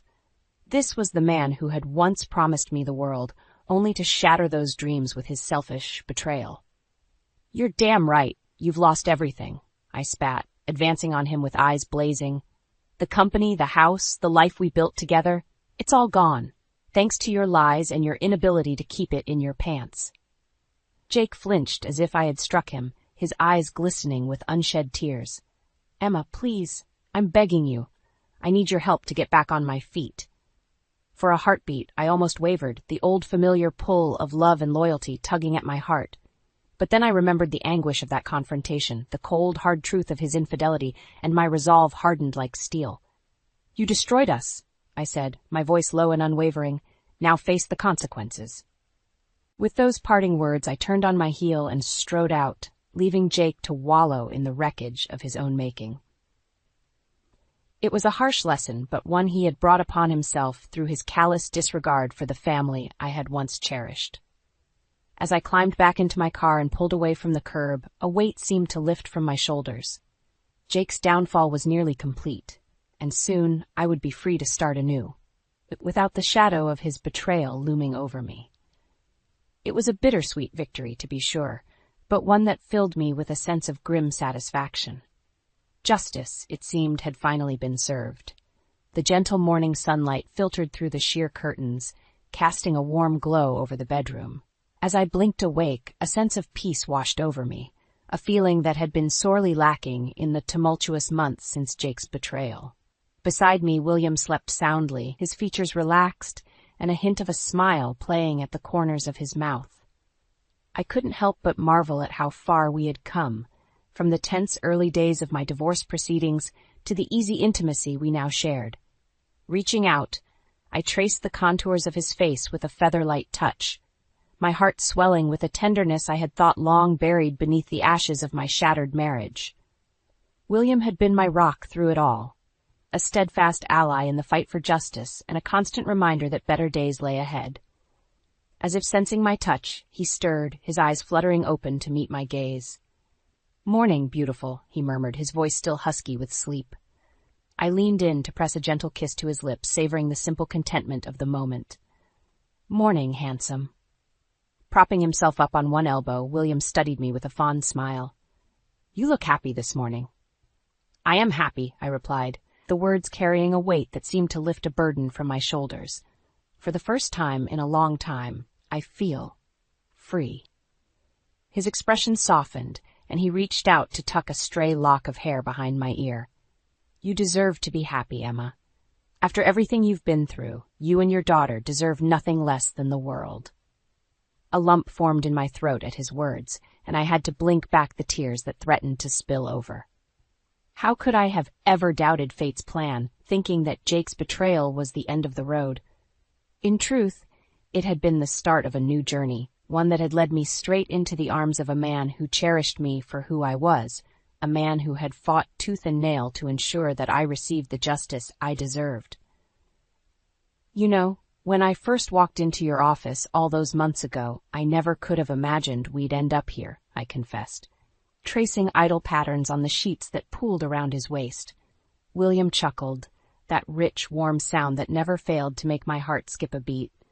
"Neither could I, but I'm certainly glad we did." Shifting closer, he gathered me into his embrace, his solid warmth a reassuring anchor in the midst of my turbulent emotions. "You're one of the strongest, most resilient women I've ever met, Emma, and I promise from this day forward I'll do everything in my power to make sure you and Lily never have to endure that kind of pain again." His solemn vow hung in the air between us, a poignant reminder of the battles we had weathered and the scars we bore. But in that moment, as I lost myself in the depths of his unwavering gaze, I knew that those scars were a testament to our strength, proof that we had emerged from the ashes of heartbreak stronger and more resolute than ever before. "I know you will," I whispered, sealing my faith with a searing kiss. As our bodies intertwined beneath the rumpled sheets, a new chapter began to unfold, one written in the language of hope, healing, and the undying promise of a future brighter than I could have ever imagined. For the first time in what felt like an eternity, I was truly, blissfully free. The shrill ringing of my phone jolted me awake. It was Eve, my daughter-in-law's voice, trembling with distress. "Marjorie, it's Eve. You need to come now. It's about the kids." My heart sank as I rushed to get dressed. I knew something was terribly wrong. Eve and my son Declan had been having problems, but I never imagined it would escalate to a point where the children were involved. 30 minutes later, I pulled up to Declan's suburban home. The porch light was on, and a small figure huddled on the steps, my 14-year-old granddaughter, Lila. She looked up at me with red-rimmed eyes, her face pale and tear-stained. "Grandma," she whispered, her voice cracking. "Mom and Dad? They left, just went on a trip and left us here." I gathered her in my arms, her thin frame shivering against the cold night air. "Oh, sweetheart, where's Tess, your sister?" Lila nodded towards the door. "Inside. She has a key." We found Tess, Declan's 16-year-old daughter from his second marriage to Elise, sitting on the kitchen floor. Her eyes were puffy, but she remained stoic, a stark contrast to Lila's fragility. "Tess, are you both all right?" I asked, dreading the answer. She shook her head slowly. "We haven't eaten since yesterday morning. The fridge is empty, and there's no food in the house." A wave of anger washed over me. How could Declan and Elise do this to their own children? I took a deep breath, suppressing the fury simmering within me. "All right, girls, pack a bag each. You're coming home with me." As they gathered their essentials, I surveyed the house, a mess of empty takeout containers and discarded clutter. In the living room, a half-empty bottle of whiskey sat on the coffee table, a grim reminder of Declan's increasing struggle with alcoholism. The drive back to my place was silent, save for the occasional sniffle from Lila. I glanced in the rearview mirror, catching Tess's steely gaze. She was putting up a brave front, but I could see the pain flickering behind her eyes. Once we arrived, I ushered them inside, ensuring they were fed and comfortable. As they settled in, I knew that this was just the beginning. I would not let Declan and Elise get away with this neglect. They had crossed a line, and I was determined to fight for the well-being of my grandchildren, no matter the cost. After settling the girls in for the night, I sat in the dimly lit living room, my mind racing. How could Declan have fallen so far? The loving son I had raised now reduced to a neglectful father, abandoning his own children. A familiar sense of disappointment welled up within me, but this time it was tinged with a newfound fury. "Grandma?" I turned to see Lila standing in the doorway, her eyes puffy and red. She hesitated for a moment before speaking. "It's been happening for a while," she said, her voice barely above a whisper. "The fighting, the drinking. Mom and Dad would leave us alone for days sometimes." My heart broke as she revealed the extent of their suffering. "Oh, sweetheart, why didn't you tell me sooner?" She shrugged, a single tear rolling down her cheek. "We were scared. Dad said if we talked, he'd send us away." I pulled her into a tight embrace, anger boiling inside me.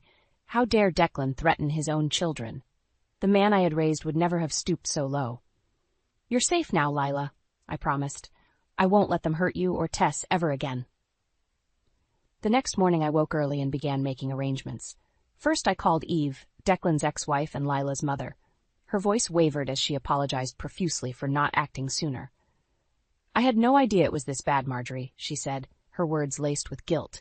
"If I had known, I would have taken Lila away from that situation in a heartbeat." I assured her that the girls were safe with me, promising to keep her updated on any developments. Next, I reached out to Bill Radley, the family lawyer and a close friend of my late husband. He agreed to meet us later that day to discuss legal options. As the girls ate breakfast, I noticed Tess's guarded demeanor. She barely made eye contact, keeping her responses curt and dismissive. "Tess, honey," I said gently, "I know this is difficult, but I want you to feel comfortable here. You and Lila are family." She finally looked up, her eyes brimming with a mixture of sadness and anger. "My mom, she knew what was happening," Tess muttered. "She just didn't care." My stomach twisted at the realization. Elise, the woman Declan had left Eve for, was just as culpable in this neglect. I reached across the table and squeezed Tess's hand, silently vowing to hold them both accountable. Later that afternoon, Bill arrived, his brow furrowed with concern. As I relayed the details of the past few days, his expression hardened. "Declan and Elise have crossed a line," he said gravely. "Abandoning minors, neglect, potential substance abuse issues. We have grounds to seek an emergency custody order and freeze their assets." I nodded, resolve stealing within me. It was time to take action, not just for the sake of Lila and Tess, but to dismantle the toxic legacy Declan had created. "Do whatever it takes, Bill," I said firmly. "I won't let them get away with this." As he left to set the wheels in motion, I knew the road ahead would be long and arduous. But for the first time in years, I felt a sense of purpose, a determination to right the wrongs inflicted upon my grandchildren and restore the honor of our family name. The next few days were a whirlwind of activity. Bill had sprung into action, filing for an emergency custody order and gathering evidence of Declan and Elise's neglect. Meanwhile, I focused on creating a stable environment for Lila and Tess, ensuring they felt safe and cared for. One evening, as we sat around the dinner table, Tess spoke up, her voice surprisingly steady. "I know where Mom keeps her spare key to Dad's place," she said, avoiding eye contact. "We could go back and look for proof of what they've been up to." I hesitated, not wanting to traumatize the girls further by revisiting that toxic environment. But Tess had a point. Gathering concrete evidence would strengthen our case. "Are you sure you're up for that, sweetheart?" I asked gently. She nodded, her jaw set in determination. "If it means putting them away for what they did, I'll do it." The next day, we made our way to Declan's house, the silence in the car thick with tension. Tess led us to the side gate, producing a small key from her pocket. "Mom always kept a spare in case Dad locked himself out," she explained, her voice emotionless. As we stepped inside, the stale air reeked of cigarette smoke and stale alcohol. The living room was a disaster zone, with empty bottles and discarded takeout containers littering every surface. "This is how it always looked," Lila whispered, her eyes wide with a mixture of fear and sadness. I fought back the urge to break down at the sight of my grandchildren's living conditions. Instead, I steeled myself, determined to gather the evidence we needed. We methodically searched the house, taking photos and collecting any incriminating items we could find. In the study, I stumbled upon a stack of unpaid bills and notices from Declan's bank, warning of overdrawn accounts. "He was gambling again," Tess said flatly, her eyes fixed on the paperwork. Mom knew, but she didn't care as long as he kept her in designer clothes. My heart broke for these girls, forced to endure such a toxic environment at the hands of their own parents. Elise's callous disregard for her family's well-being only fueled my determination to see justice served. As we prepared to leave, Lila paused in the doorway of her old bedroom, her eyes welling with tears. "I used to hide in here when they fought," she whispered, clutching a tattered stuffed animal to her chest. "I'd cover my ears and pretend I was somewhere else." Without a word, I pulled her into a tight embrace, silently vowing to never let her feel that way again. These children had been through enough trauma. It was time for their suffering to end.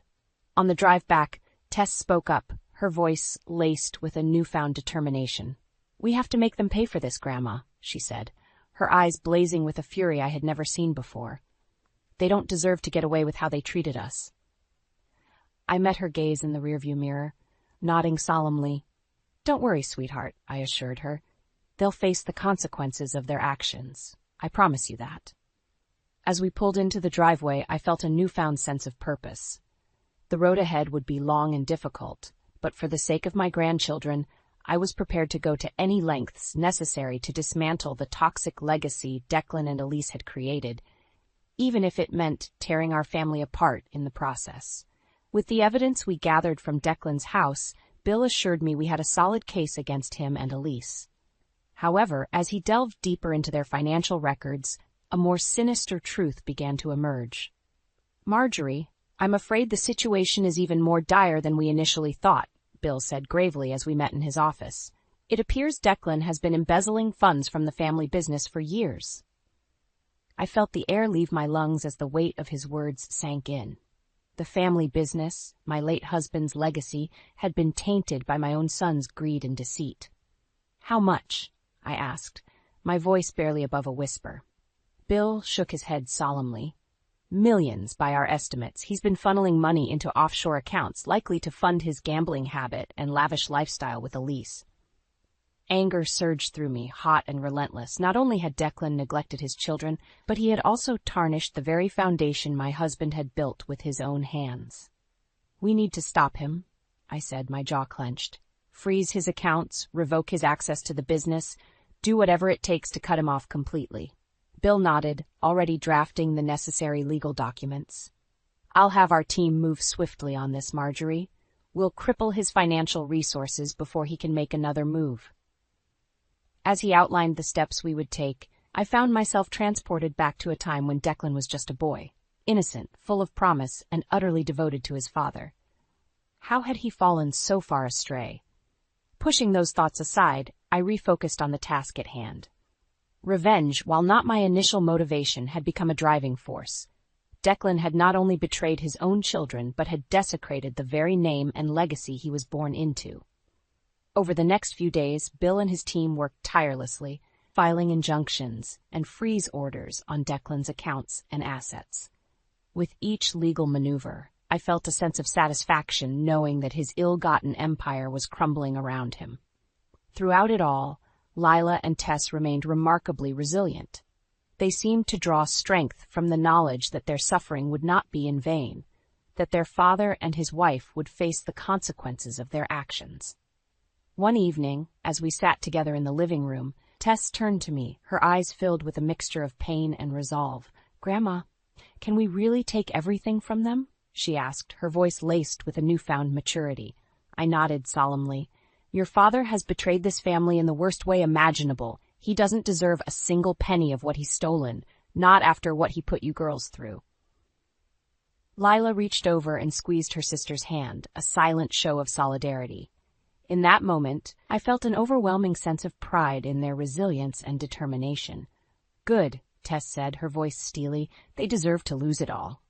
As the legal proceedings gained momentum, I found myself feeling a sense of vindication, not just for myself, but for my late husband's legacy. Declan had tarnished everything we held dear, and now he would face the consequences of his actions. With each small victory in the courtroom, I felt a weight lifting from my shoulders. The toxic legacy Declan had created was unraveling, and in its place, a new foundation was being laid. One built on integrity, justice, and the unwavering bond between a grandmother and her beloved grandchildren. With the legal wheels in motion, our next step was to gather irrefutable proof of Declan and Elise's neglect and wrongdoing. Bill had hired a private investigator, a seasoned professional named Frank, to delve deeper into their sordid affairs. "We need testimonies, documented evidence, anything that can solidify our case," Bill explained as we met with Frank in his dingy office. "No stone unturned." Frank nodded, his weathered face betraying a lifetime of experience in uncovering the darkest of secrets. "Don't worry, we'll leave no trail uncovered. These two won't know what hit 'em." Over the next few weeks, Frank's team worked tirelessly, interviewing neighbors, gathering financial records, and even staking out the seedy establishments Declan frequented during his binges. With each new piece of evidence, the full scope of his depravity came into sharper focus. One afternoon, Frank arrived at my doorstep, a grim look on his face. "We got 'em," he said, handing me a thick manila envelope. "Everything you need to bury those scumbags for good." Inside were damning photographs, witness statements, and a detailed timeline of Declan and Elise's neglectful behavior. There were accounts of the children being left alone for days on end, forced to fend for themselves while their parents indulged in their vices. Neighbors had even called the authorities on multiple occasions, only to have Declan charm his way out of trouble with his silver tongue. As I pored over the evidence, a sickening feeling settled in the pit of my stomach. How could my own flesh and blood have fallen so far? The man I had raised, the loving son who idolized his father, was now little more than a hollow shell consumed by greed and selfishness. But amidst the heartbreak, a steely resolve took root within me. Declan and Elise would face the full weight of their misdeeds, not just for the sake of Lila and Tess, but for every child who had ever suffered at the hands of neglectful parents. With the evidence in hand, Bill wasted no time in filing a comprehensive lawsuit, seeking not only full custody of the girls, but also financial restitution for the embezzled funds and damages. It was a bold move, one that would undoubtedly rattle the foundations of Declan's crumbling empire. As the news of the impending legal battle spread, whispers began to circulate within our social circles.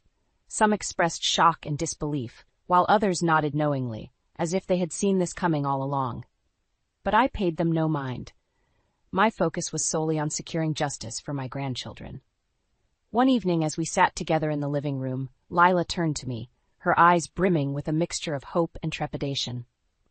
"Grandma, do you really think we can win?" she asked, her voice small and fragile.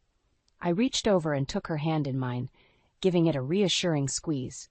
"Sweetheart, with the evidence we have, there's no way they can wriggle out of this. Your father and Elise are going to face the consequences of their actions. I promise you that." Tess, ever the stoic one, nodded in agreement. "Good. They deserve everything that's coming to them." As the girls retreated to their rooms for the night, I found myself alone with my thoughts. The road ahead would be long and arduous, filled with painful revelations and bitter confrontations. But through it all, one thought kept me grounded. By dismantling the toxic legacy Declan had created, I was paving the way for a brighter future, one where my grandchildren could find healing, redemption, and the love they so desperately deserved. With the lawsuits filed and evidence mounted, the dominoes began to fall swiftly. Bill's team worked relentlessly, leveraging our legal maneuvers to freeze Declan's remaining assets and restrict his access to the family business. Overnight, the empire he had built through deceit and embezzlement crumbled around him.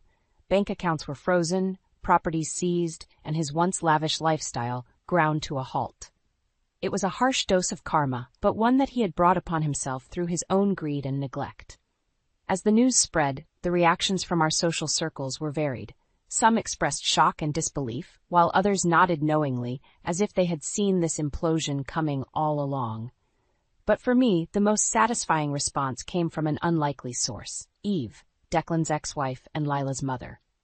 "Marjorie, I can't thank you enough for doing what I couldn't," she said, her voice thick with emotion.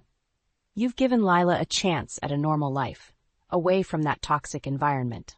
I assured her that protecting the girls was my top priority, and that Declan would face the full weight of his transgressions. With each legal victory, I felt a sense of vindication, not just for myself, but for every child who had ever suffered at the hands of neglectful parents. As the legal proceedings gained momentum, the courts awarded me temporary custody of Lila and Tess. It was a bittersweet moment, as I knew the road ahead would be long and arduous, but having them safely under my roof was a relief beyond measure. One evening, as we sat together in the living room, Tess turned to me, her eyes brimming with a mixture of gratitude and residual pain. "Grandma, I know this has been hard on you," she said, her voice uncharacteristically soft, "but thank you for not giving up on us." I reached over and squeezed her hand, offering her a reassuring smile. "Sweetheart, you and Lila are my world. I would move mountains to keep you both safe and loved." Lila nodded in agreement, leaning her head against my shoulder. In that moment I felt an overwhelming sense of purpose, a determination to create a safe haven for these two remarkable girls, a sanctuary where they could heal and flourish away from the toxicity of their parents' choices. As the legal proceedings intensified, the whispers and rumors swirled around us like a storm. Some voiced their support, while others questioned the validity of our actions. But through it all, I remained steadfast in my resolve, bolstered by the knowledge that I was doing the right thing for my grandchildren. Then, one fateful day, the hammer fell.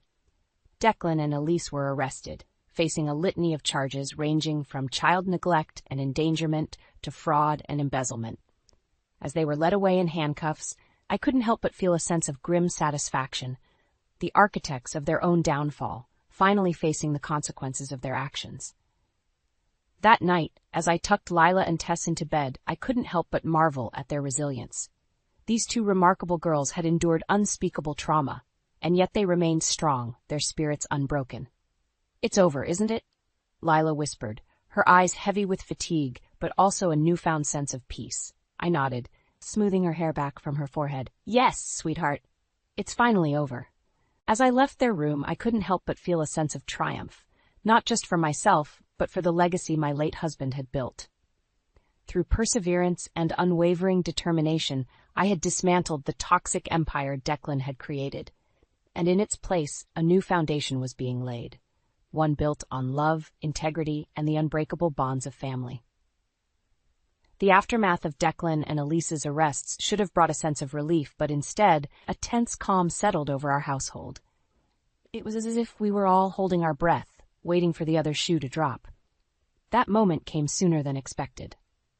One morning, a few days after their incarceration, I heard a commotion at the front door. I opened it to find Declan and Elise, both disheveled and visibly agitated, glaring at me with a mixture of anger and desperation. "Where are my kids, Mother?" Declan spat, his words slurred and his eyes bloodshot. "You had no right to take them," Elise chimed in, her voice shrill and accusatory. "This is kidnapping, Marjorie. You're going to regret this." I stood my ground, unflinching in the face of their vitriol. "I had every right, Declan. You and your wife abandoned those girls, left them to fend for themselves while you indulged in your vices." Declan laughed bitterly, a hollow sound that sent chills down my spine. "So you think stripping us of our assets and throwing us in jail is going to make you Mother of the Year? You're delusional." Before I could respond, Lila and Tess appeared in the hallway, their eyes wide with a mixture of fear and anger. Lila immediately shrank back, but Tess stepped forward, her jaw clenched. "You two don't get to play the victim here," she spat, her voice dripping with venom. "You're the ones who neglected us, who left us alone for days on end, with no food or care." Elise scoffed, her eyes narrowing. "Don't act like you're some innocent victim, Tess. You were always a problem child, just like your deadbeat father." The words hung in the air like a poisonous cloud, and for a moment I feared Tess might lash out physically. But then her shoulders slumped, and she shook her head slowly. "You know what? You're not even worth it," she said, her voice heavy with resignation. "You're just a sad, pathetic excuse for a mother." Declan's face contorted with rage, and he took a step forward, his fists clenched. "You ungrateful little—" "Enough!" I shouted, positioning myself between him and the girls. "You've done enough damage, Declan. It's time for you to face the consequences of your actions." He opened his mouth to respond, but the sound of approaching sirens cut him off. Moments later, 2 police officers appeared on the doorstep, their expressions grim. "Declan Thompson and Elise Franklin, "You're in violation of your parole conditions," one of the officers stated. "You're both under arrest." As they were led away in handcuffs, Elise turned to me, her eyes blazing with hatred. "This isn't over, Marjorie. You'll regret this." But her words rang hollow, a feeble attempt to salvage what little power she had left. In that moment, I knew that the toxic legacy they had created was well and truly dismantled, reduced to nothing more than empty threats and broken promises. Later that night, as Lila and Tess prepared for bed, an uneasy silence hung in the air. I could see the weight of the day's events weighing heavily on them, and my heart ached for the trauma they had endured. "Girls," I began, my voice gentle but firm, "I know today was difficult, but I want you to know that you're safe here. Your father and Elise can't hurt you anymore." Lila nodded, her eyes glistening with unshed tears. "I know, Grandma. It's just seeing them again, hearing the things they said." Tess reached over and squeezed her sister's hand, offering her a reassuring smile. "We've got each other, Lila, and Grandma. That's all that matters now." In that moment, I felt an overwhelming surge of pride and love for these two remarkable young women. They had endured unspeakable hardship, and yet they remained resilient, their bonds forged in the crucible of adversity. As they drifted off to sleep, I found myself reflecting on the journey that had brought us to this point. The road had been long and arduous, paved with painful revelations and bitter confrontations. But through it all, one constant had remained: the unwavering love and determination of a grandmother willing to fight for her grandchildren, no matter the cost. And as I gazed upon their peaceful faces, I knew that every sacrifice, every battle fought, had been worth it. The toxic legacy that had once threatened to consume us was no more, replaced by a newfound sense of hope and the promise of a brighter future, one built on the unbreakable bonds of family. The days following Declan and Elise's arrest were a whirlwind of legal proceedings and emotional upheaval. As the details of their misdeeds were laid bare in court, the true depths of their depravity became painfully clear. Witness after witness took the stand, recounting harrowing tales of neglect and abuse. Neighbors spoke of the children being left alone for days on end, forced to fend for themselves, while their parents indulged in their vices. Financial experts detailed the intricate web of fraud and embezzlement that Declan had woven, siphoning millions from the family business to fund his gambling addiction and lavish lifestyle. Through it all, Lila and Tess remained remarkably composed, their strength and resilience a testament to the unbreakable bond they shared. Occasionally, I would catch them exchanging a silent glance, a wordless acknowledgement of the nightmare they had endured and ultimately survived. As the trial progressed, the verdicts came down like a hammer. Declan was found guilty on multiple counts of fraud, embezzlement, and child endangerment, facing a lengthy prison sentence and the complete dissolution of his ill-gotten assets. Elise, his partner in crime, was convicted of child neglect and accessory charges, her once lavish lifestyle reduced to a bitter memory. The sentencing was a somber affair, attended by a small gathering of family and supporters. As Declan was led away in chains, he turned to me, his eyes burning with a mixture of resentment and resignation. "I hope you're happy, Mother," he spat, his words dripping with venom. "You've torn this family apart." I held his gaze, unflinching in the face of his vitriol. "No, Declan, you did that the moment you chose greed and selfishness over your own children." Elise remained silent, her once haughty demeanor replaced by a hollow, haunted expression. As she was escorted from the courtroom, I couldn't help but feel a twinge of pity, a reminder that even the most vile of souls were once innocent, corrupted by the toxic legacy of their own making. In the aftermath of the trial, a sense of relief washed over our household. The dark cloud that had loomed over us for so long had finally dissipated, replaced by the promise of a brighter future. One evening, as we gathered for dinner, Lila looked up from her plate, her eyes shining with a newfound sense of hope. "Grandma, do you think we can finally move on from all this?" she asked, her voice tinged with a rare vulnerability. I reached across the table and took her hand in mine, giving it a gentle squeeze. "Of course, sweetheart. The road ahead won't be easy, but we'll walk it together, as a family." Tess nodded in agreement, her expression one of quiet determination. "We made it through the worst of it. Nothing can break us now." As the weeks passed, a new sense of normalcy began to take root in our lives. The girls thrived in their studies, their spirits buoyed by the knowledge that they were finally safe, loved, and free from the toxic legacy of their parents' choices. I, too, found solace in the simple joys of our newfound family dynamic. Watching Lila and Tess blossom into confident, resilient young women filled me with a sense of pride and purpose that had been lacking for far too long. On a sunny afternoon, as we sat together in the backyard, Lila turned to me, her eyes bright with a mixture of gratitude and love. "Grandma, I don't know where we'd be without you," she said, her voice thick with emotion. "You gave us a second chance, a chance to be a real family." Tess nodded, reaching over to take my hand. "You're the one who showed us what it means to truly love and support each other, no matter what."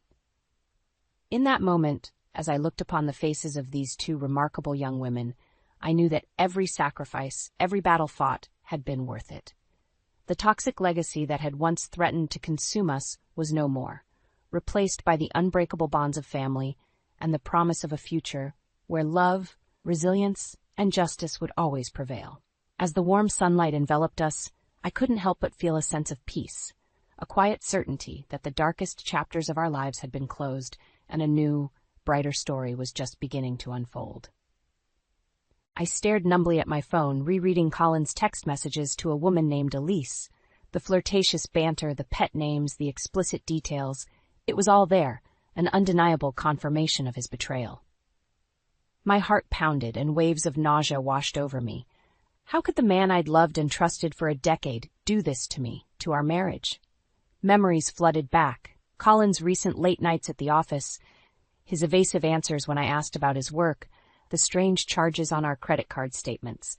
I should have trusted my instincts sooner, but I'd stubbornly clung to the belief that my husband was still the man I fell in love with. Anger simmered beneath the surface, tempered by a strange sense of calm determination. I wouldn't confront him now, not while emotions ran high. I needed a plan, evidence to back up my case. Colin couldn't just sweep this under the rug. The next few weeks were a blur of covert investigation. I scoured our bank statements, documenting every suspicious transaction. I discreetly reached out to Darcy, my old coworker from Colin's company, who reluctantly confirmed the rumors about his dalliances with a young intern.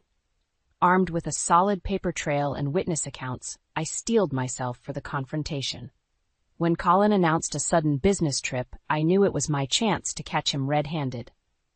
As expected, a quick call to the conference organizers revealed he wasn't registered. The pieces fell into place. He was using the trip as a cover to meet up with his mistress. When Colin returned home, I greeted him with a grim smile, laying out the evidence before him. Text transcripts, bank statements, witness testimonies. His eyes widened in shock, and his face flushed crimson as the weight of his deceit sank in. The weeks following the confrontation were excruciating. Colin refused to leave our home, insisting we could work through this mistake. His pleas for forgiveness rang hollow as the depths of his betrayal became clearer. "It was just a fling, Arya," he claimed, his eyes pleading. "A moment of weakness. You know I love you," I scoffed, shoving the damning evidence in his face. "Plane tickets to Cancun? Hundreds of dollars on lingerie from Victoria's Secret? This wasn't a fling. This was a full-blown affair." His expression hardened. "You've been spying on me? Going through my things? Don't you dare play the victim here." I spat. "I had to investigate because you've been lying to my face for months." Colin slumped onto the couch, head in his hands. "I'm so sorry, Arya. I never meant to hurt you." Hurt me? His betrayal had shattered my world, crumbling the trust and bond we'd built over a decade of marriage. How could I ever look at him the same way? As the days dragged on, Colin's pleas grew more desperate, punctuated by tearful apologies and empty promises. "I'll change," he'd vow. "Just give me another chance." But I knew the truth. Once that line was crossed, there was no going back. The man I loved was gone, replaced by a selfish, deceitful stranger. My resolve hardened as I consulted divorce lawyers, gathering documentation of Colin's infidelity and financial misconduct. I may have been blindsided, but I wouldn't be a victim.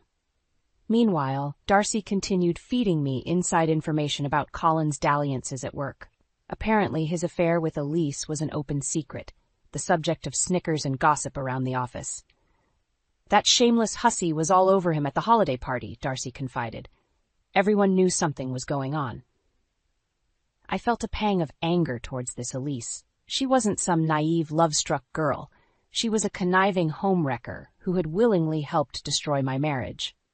With each new revelation, the man I had once loved became more unrecognizable. The Colin I knew would never have risked his career, his reputation, our life together, for a cheap thrill. As I pored over the sordid details, something shifted inside me. The hurt and betrayal transformed into a simmering anger, a hunger for justice and retaliation. If Colin was so eager to discard our vows, I would make sure he faced the consequences. With Colin's deceit laid bare, I felt a newfound sense of determination. If he thought he could just sweep his infidelity under the rug and beg for forgiveness, he was sorely mistaken. I would make him pay for every lie, every betrayal. Channeling my anger into action, I scoured our joint accounts and credit card statements, meticulously documenting every suspicious charge and cash withdrawal. Plane tickets, hotel stays, pricey gifts, the evidence of his duplicity mounted with each uncovered transaction. Darcy became my ally in this quest, feeding me insider details about Colin's shameless dalliances with Elise at the office. They'd sneak off for lunch meetings that lasted hours. She confided with a sneer. It was so blatant, we all knew what was going on. Armed with this knowledge, I decided to confront Elise directly. If she thought she could seduce my husband and destroy my marriage without consequences, she had another thing coming. I tracked down her address and showed up unannounced at her door, leveling her with a steely glare. "So, you're the homewrecker who's been screwing my husband." Elise's eyes widened in shock, but she quickly regained her composure, a smug smile spreading across her face. "Colin and I are in love. He's going to leave his frigid wife for me." I fought back a bitter laugh. The naivety of this girl was almost pitiable. "Is that what he told you? That he'd leave me and his whole life behind for you?" Her bravado faltered, and I could see the doubt creeping in. With a twisted sense of satisfaction, I shoved the evidence in her face. Phone records, credit card bills, everything proving the sordid depths of their affair. "He's been lying to us both," I stated flatly. "I'm going to make sure you two face the consequences for your actions." Elise's cocky veneer crumbled as the reality of the situation hit her. Hot, angry tears sprang to her eyes as she realized she was just another notch on Colin's belt, a passing thrill to be discarded when the excitement waned. As I left her apartment, I felt a grim sense of vindication. The game was up. I had all the ammunition I needed to bring Colin's house of lies crashing down. Back home, I could sense Colin's unease as I continued gathering documentation. He knew I was up to something, but his meek inquiries were met with stony silence. Finally, I laid it all out, every last piece of proof of his indiscretions, his wanton disregard for our vows, and my trust. "What is all this?" he asked, feigning confusion. "The evidence of your lies and betrayal," I replied evenly. "I'm taking you to the cleaners, Colin. You're going to lose everything." For once, my husband was speechless, his bravado shattered by the cold, hard reality I had assembled. The shock and fear in his eyes filled me with a perverse sense of satisfaction. The scales of justice were finally tipping in my favor. With the evidence stacked against him, Colin's denials grew increasingly feeble. I could see the fear in his eyes as I methodically laid out my case. The proof of his affair, the misuse of our finances, the blatant lies. "This is all a misunderstanding," he pleaded, voice trembling. "I never meant to hurt you, Arya." I let out a derisive snort. "Save it, Colin. I'm done listening to your excuses." Realizing I wouldn't be swayed, he switched tactics, trying to appeal to the memories of our happier times together. "Think about everything we've been through, everything we've built," he urged, reaching for my hand. "Are you really going to throw it all away over a mistake?" I recoiled from his touch, disgusted. "A mistake? You've been carrying on an affair for months, lying to my face every single day." Anger simmered in my voice as I jabbed a finger at the documented evidence. "The hotel receipts, the lingerie charges, the secret rendezvous with your little office fling, that's not a mistake, Colin. That's a calculated pattern of deceit and betrayal." His shoulders slumped in defeat. But I wasn't finished. "You need to face the facts. Our marriage is over. The only thing left is making sure you face the consequences for destroying my trust, for trampling on everything we once had." With that, I revealed my next move, consulting with a high-powered divorce attorney to ensure I received my fair share of our assets. Colin's eyes widened in shock and panic as I laid out the potential division of our finances, properties, and investments. "You can't do this to me," he sputtered, indignant. "After everything I've done for you, for this family?" I laughed bitterly at his audacity. "You've done this to yourself, Colin. I gave you my trust, my love, and you threw it all away for some cheap fling. Now it's time to face the consequences." His mask of contrition shifted, twisting into an ugly sneer. "You cold, vindictive bitch," he spat. "I'll fight you every step of the way. You won't get a damn thing from me." I met his venom with an icy calm. "Go ahead and fight me, Colin. With all the evidence I have, the courts will side with the wronged wife whose husband flagrantly violated his vows and company policies." That last part seemed to give him pause. In his hubris, he had clearly underestimated the extent of my knowledge about his misdeeds, not just the personal betrayal, but the professional misconduct of using company resources to facilitate his tawdry affair. As realization dawned in his eyes, I could see the fight draining from him, replaced by simmering dread. He knew I had him boxed into a corner, with no avenue for escape. Reveling in my newfound power, I drove the point home. "I hope she was worth it, Colin, because by the time I'm through with you, you'll have lost everything, your job, your reputation, your cushy lifestyle. All that'll be left are the ashes of the life you selfishly burned to the ground." With the gauntlet thrown down, Colin tried to maintain an air of nonchalance, but I could see the cracks in his facade. His usual cockiness had diminished, replaced by nervous glances and evasive body language whenever I entered the room. Still, I refused to let my guard down. I knew better than to underestimate his capacity for deception after everything that had transpired. A few days later, he announced he would be going on an overnight business trip to attend some corporate conference. Alarm bells rang in my head. This was highly unusual for his role. "What conference is this exactly?"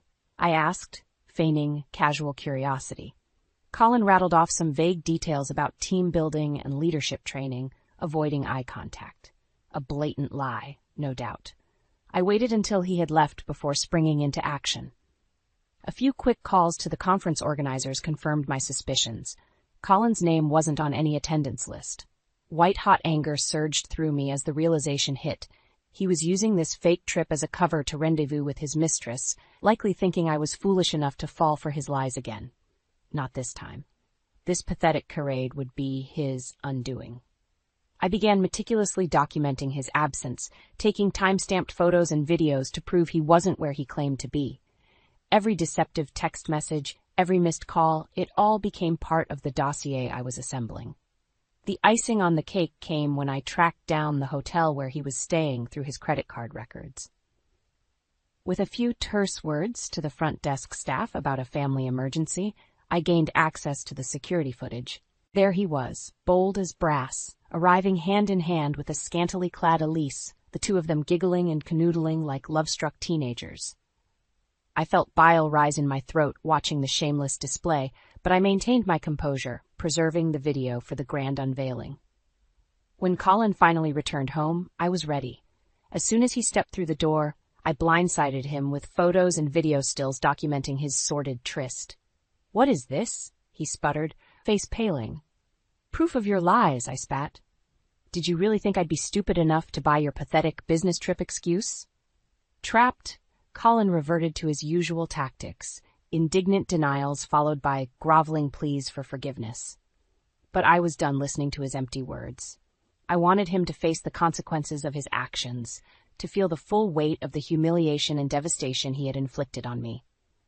With a few taps on my phone, I had emailed evidence of his affair to his entire office, human resources, senior management, everyone. Let them witness his despicable conduct firsthand.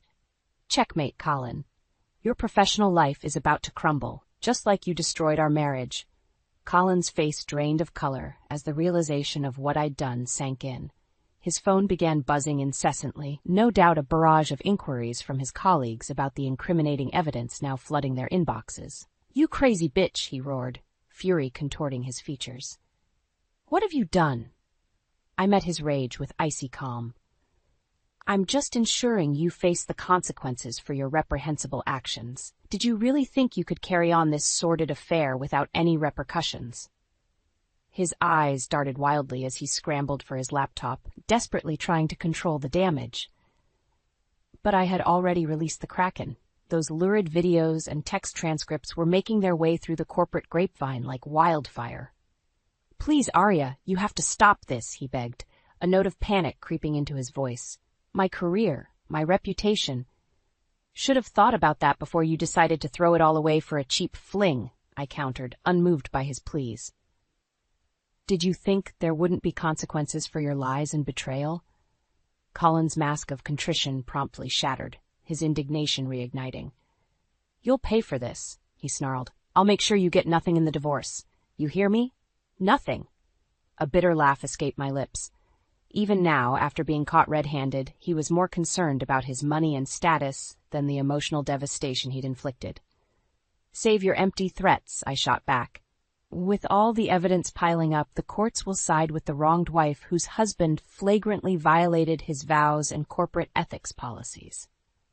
As if on cue, Colin's phone started ringing again, a call from his boss, no doubt. He stormed off to take it, but the raised voices and profanity drifting from the other room spoke volumes. When he finally emerged, his face was pale and drawn, awash in cold sweat. The arrogant bluster was gone, replaced by a hunted look. "Well," I prodded, "what did they have to say about your extracurricular activities?" Colin slumped into a chair, head in his hands.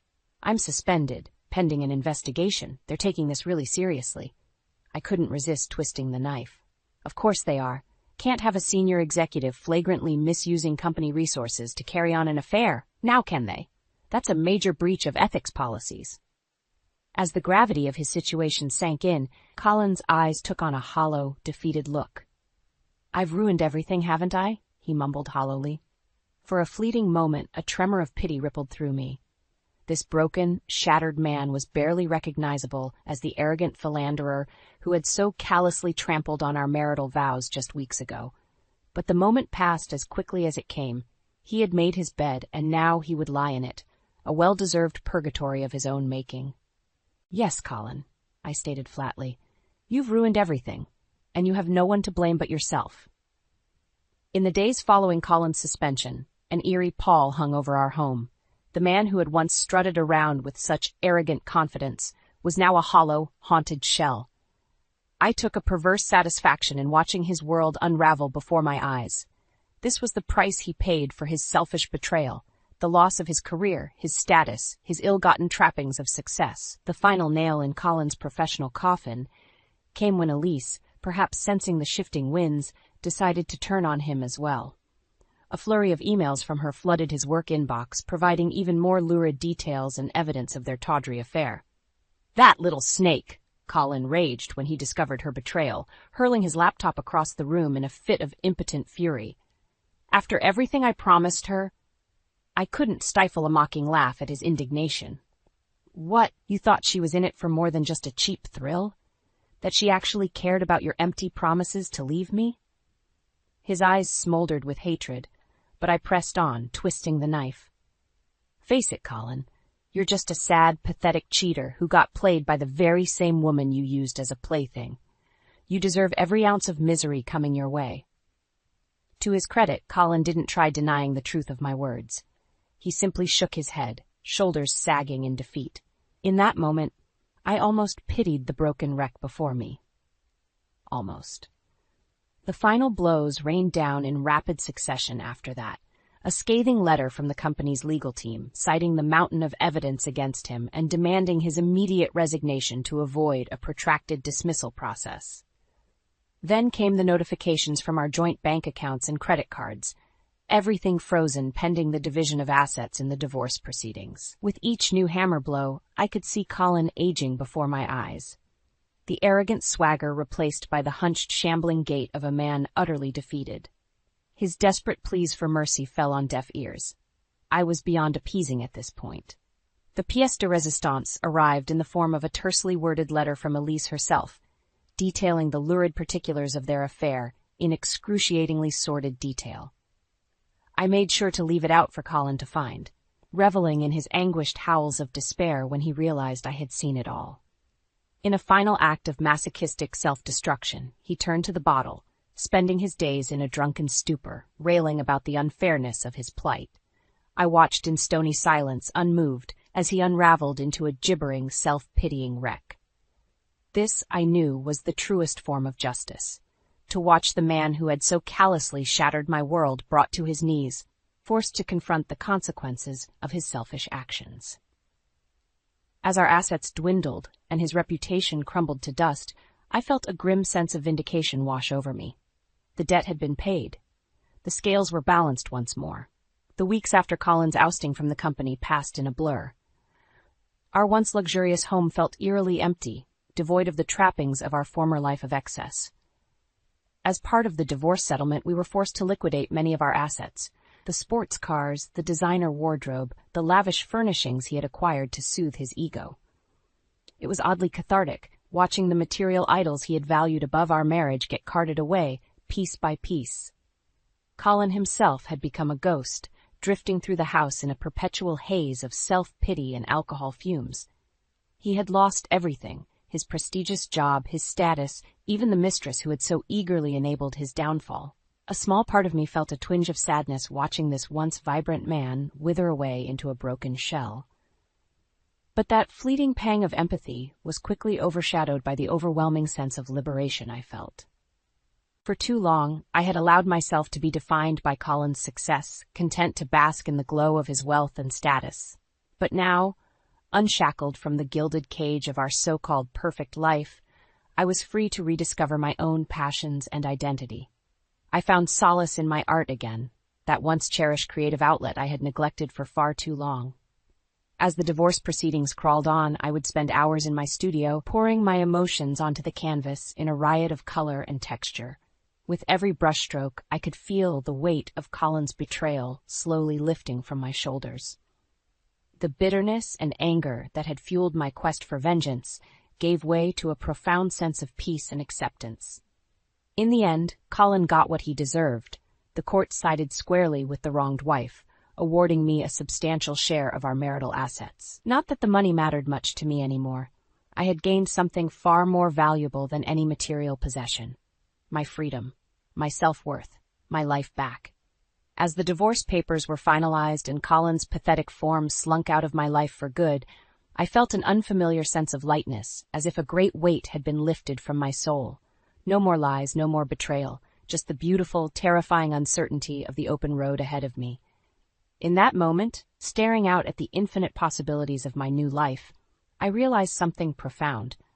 Colin's transgressions, as painful as they were, had ultimately been a blessing in disguise.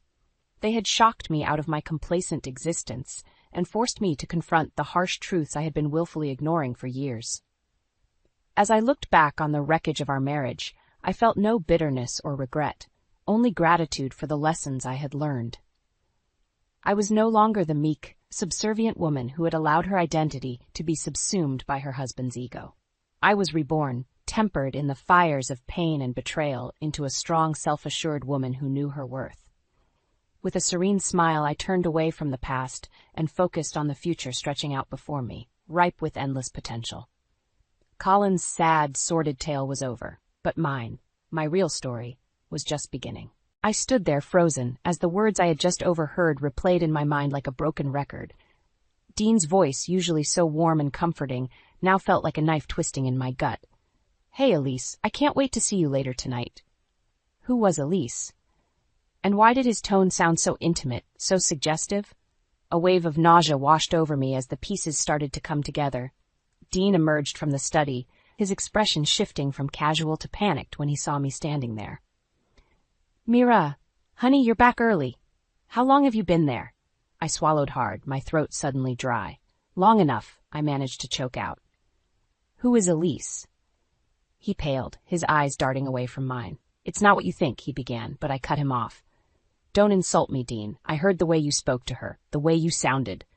I trailed off, the implications too painful to voice. Desperation crept into his voice as he stepped toward me, hands outstretched. "Mira, please, let me explain." But I had heard enough. Without a word, I turned and walked out the door, my mind reeling. How could the man I was supposed to marry in just a few short weeks be having an affair? The man my own brother had vouched for, insisting he was a perfect match for me? As I drove aimlessly, hot tears streamed down my cheeks. I had always prided myself on being a strong, independent woman, but in that moment I felt utterly betrayed and alone. The future I had so carefully planned lay in tatters around me. But then something shifted inside me. A fire ignited, fueled by anger and a newfound determination. I would not be the victim in this story. Dean had made his choices, and now it was time for me to make mine. I wiped away my tears and took a deep breath. This was not the end, but the beginning of something new. A chance to reclaim my power and show the world, and Dean, just how strong I really was. After that fateful day, I tried to act normal around Dean, but it was almost impossible. Every time I looked at him, I saw the man who had betrayed my trust in the most despicable way.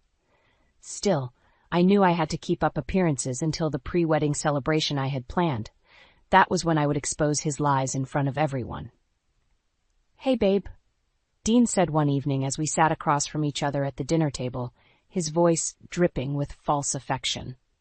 "Is everything okay? You've seemed a little off lately." I forced a smile, fighting back the surge of anger that threatened to spill over. "Of course, everything's fine. Just a bit stressed with all the wedding prep, that's all." He reached across the table and gave my hand a gentle squeeze. "Don't worry, it'll all be worth it in the end. I can't wait to make you my wife." The words made me feel physically ill. How dare he act so caring and loving when he was sneaking around with that Elise woman behind my back? Later that night, as Dean was getting ready for bed, his phone pinged with a new message notification. Before he could check it, I snatched it up, my heart pounding. "Hey, that's private," he protested, trying to grab it from me. But I had already seen enough. The message preview read, "Can't wait to see you tonight, handsome." I looked up at him, fury blazing in my eyes. "So who's Elise again? Just a work friend, right?" Dean's face turned ashen. "Mira, I can explain." "Save it," I spat, throwing his phone back at him. "I'm done with your lies and excuses." He reached for me, desperation etched on his features. "Please, baby, let's talk about this." But I was already storming out of the room, not wanting to be anywhere near him a moment longer. How could I have been so blind? So naive? I had always prided myself on being a strong, independent woman who didn't need a man to be happy. But Dean had wormed his way into my life, charming me with his smooth words and good looks, making me believe that he was different, that we were meant to be together. Well, no more. From that moment on, I vowed that I would be the one calling the shots. Dean's days of playing me for a fool were over. He wanted to see just how strong I could be. He was about to find out. After my confrontation with Dean, I knew I needed proof of his affair if I was going to expose him at the pre-wedding celebration. So I did what any good event planner would do. I gathered intel. Using some discreet tracking tricks I'd picked up over the years, I followed Dean one night when he claimed to be going to a work dinner. Sure enough, he ended up at a fancy restaurant downtown, waiting at the bar area. A few minutes later, a tall, slender woman with long blonde hair walked in and greeted him with a kiss on the cheek. My blood boiled as I watched them being seated at a cozy corner table, their heads leaning in close as they talked and laughed intimately. This had to be Elise, the woman Dean had been carrying on with behind my back. I considered bursting in and confronting them right then and there, but I held back. I needed to keep my cool if I was going to pull off my big reveal at the party. So I gritted my teeth and watched as Dean and his mistress carried on their sickening charade over a candlelit dinner, feeding each other bites of food and giggling like love-struck teenagers. Finally, they paid the check and left. Walking hand in hand to Dean's car, I followed at a safe distance until they pulled up to a rundown motel on the outskirts of town. I felt like vomiting as I realized what was happening, but I forced myself to stay and wait it out. Hours later, Dean finally emerged alone, looking thoroughly disheveled. I tailed him until I was certain he was heading home before breaking off and returning to my own place, my mind racing. The next morning, Dean acted as if nothing had happened, greeting me with a kiss and asking what I wanted for breakfast. I had to bite my tongue to keep from screaming at him, from unleashing all the pent-up rage and disgust I felt. "Actually, I was thinking we could go out," I said with forced cheerfulness, to celebrate the upcoming wedding and all. His eyes lit up, the fool. That's a great idea, babe. Where did you want to go? I gave him a sly smile. Oh, I have the perfect place in mind. As we headed out later that night, I led Dean to the same seedy motel where I had seen him the night before with Elise. He furrowed his brow in confusion as we pulled into the parking lot. Mira? What are we doing here? I turned to face him, letting my mask of calm finally drop. Cut the crap, Dean. I know all about your little tryst with Elise last night at this very place. His face drained of color. What? How? Did you really think you could cheat on me and get away with it? I snarled, no longer able to contain my fury. Well, the game is up. I have proof of everything, and at our little pre-wedding party, I'm going to make sure everyone knows exactly what kind of lying, cheating scumbag you really are. Dean opened his mouth to respond, but no words came out. He simply stared at me with a mixture of shock, fear, and something else I couldn't quite place. That's right, I said coldly. This is just the beginning. Get ready to reap what you've sown, you miserable piece of filth. I got out of the car and stormed off, leaving Dean sitting there stunned. From that moment on, my life would be about one thing, making him pay. With the proof of Dean's infidelity burning a hole in my mind, I threw myself into planning the pre-wedding celebration where I would expose him. I wanted every detail to be perfect, from the venue to the guest list to the moment I would humiliate him in front of all our friends and family. This is going to be an event no one will ever forget, I mumbled to myself as I pored over the seating arrangements. I had requested a small stage area to make sure all eyes would be on me when I dropped my bombshell. Dean tried acting nonchalant in the days leading up to the party, as if nothing was amiss. Can't wait to celebrate our love with everyone, he'd say with a sickening grin, putting his arm around me. I wanted to scream, to unleash all my pent-up rage right then and there. But I kept my cool, responding with cold indifference. It's going to be a night to remember, all right. The morning of the party, Dean seemed to finally sense that something was off with me. Babe, are you okay? You've been acting kinda weird lately. I fixed him with an icy glare. I'm just fine, Dean. Don't worry about me. He opened his mouth, maybe to try and apologize or make an excuse, but I cut him off. Save it. You'll get what's coming to you soon enough. Dean blinked in confusion, but didn't push it further. Little did he know, his whole world was about to come crashing down around him. That evening, I greeted our guests with a bright smile, acting the part of the blushing soon-to-be bride. Inside, though, I was anxiously going over my plan one last time in my head. As the party reached its peak, I caught Dean's eye and gave a subtle nod toward the stage area. He furrowed his brow but came over obligingly, probably expecting some sappy toast or speech. Instead, I took the microphone and launched right in without preamble. Hi, everyone. Thanks for being here to celebrate Dean and I's upcoming marriage. I paused, locking eyes with Dean, who looked slightly puzzled. Except there isn't going to be a marriage after all. At least not for Dean and I. The room went dead silent as gasps and murmurs rippled through the crowd. Dean's face drained of color. You see, Dean here has been lying to us all, I continued, my voice steady and carrying clearly. While he's been putting on a charade as a devoted husband-to-be, he's actually been carrying on an affair with a woman named Elise. More gasps and shocked whispers. Dean frantically shook his head, eyes wide with panic. But I was just getting started. That's right, I have proof that Dean has been sneaking around, meeting up with Elise at cheap motels to carry out their sordid little trysts. I pulled out my phone, and the damning photos I had taken spilled up on the projector screen. A shocked hush fell over the room as everyone took in the incriminating evidence. Photos of Dean and the blonde woman entering and leaving the motel, time-stamped and everything. I turned back to Dean, reveling in the look of sheer terror and shame on his face. Well, Dean, anything to say for yourself? He opened and closed his mouth like a gasping fish. In that moment, I felt a surge of pure, vindictive satisfaction. He was finally getting exactly what he deserved. The night before the big pre-wedding party, I could hardly sleep a wink. My mind raced with a million thoughts and emotions, anger, hurt, but also a growing sense of power and determination. I spent hours going over every detail of my plan to expose Dean's betrayal. I practiced my lines, envisioning the shocked looks on everyone's faces when the truth finally came out. Part of me still couldn't believe this was all happening, that the man I had planned to marry had been lying and cheating on me this whole time. But the bigger part of me, the part that had awoken with a newfound strength and resilience, knew I was doing the right thing. Dean had made his choices, and now it was time for him to face the consequences.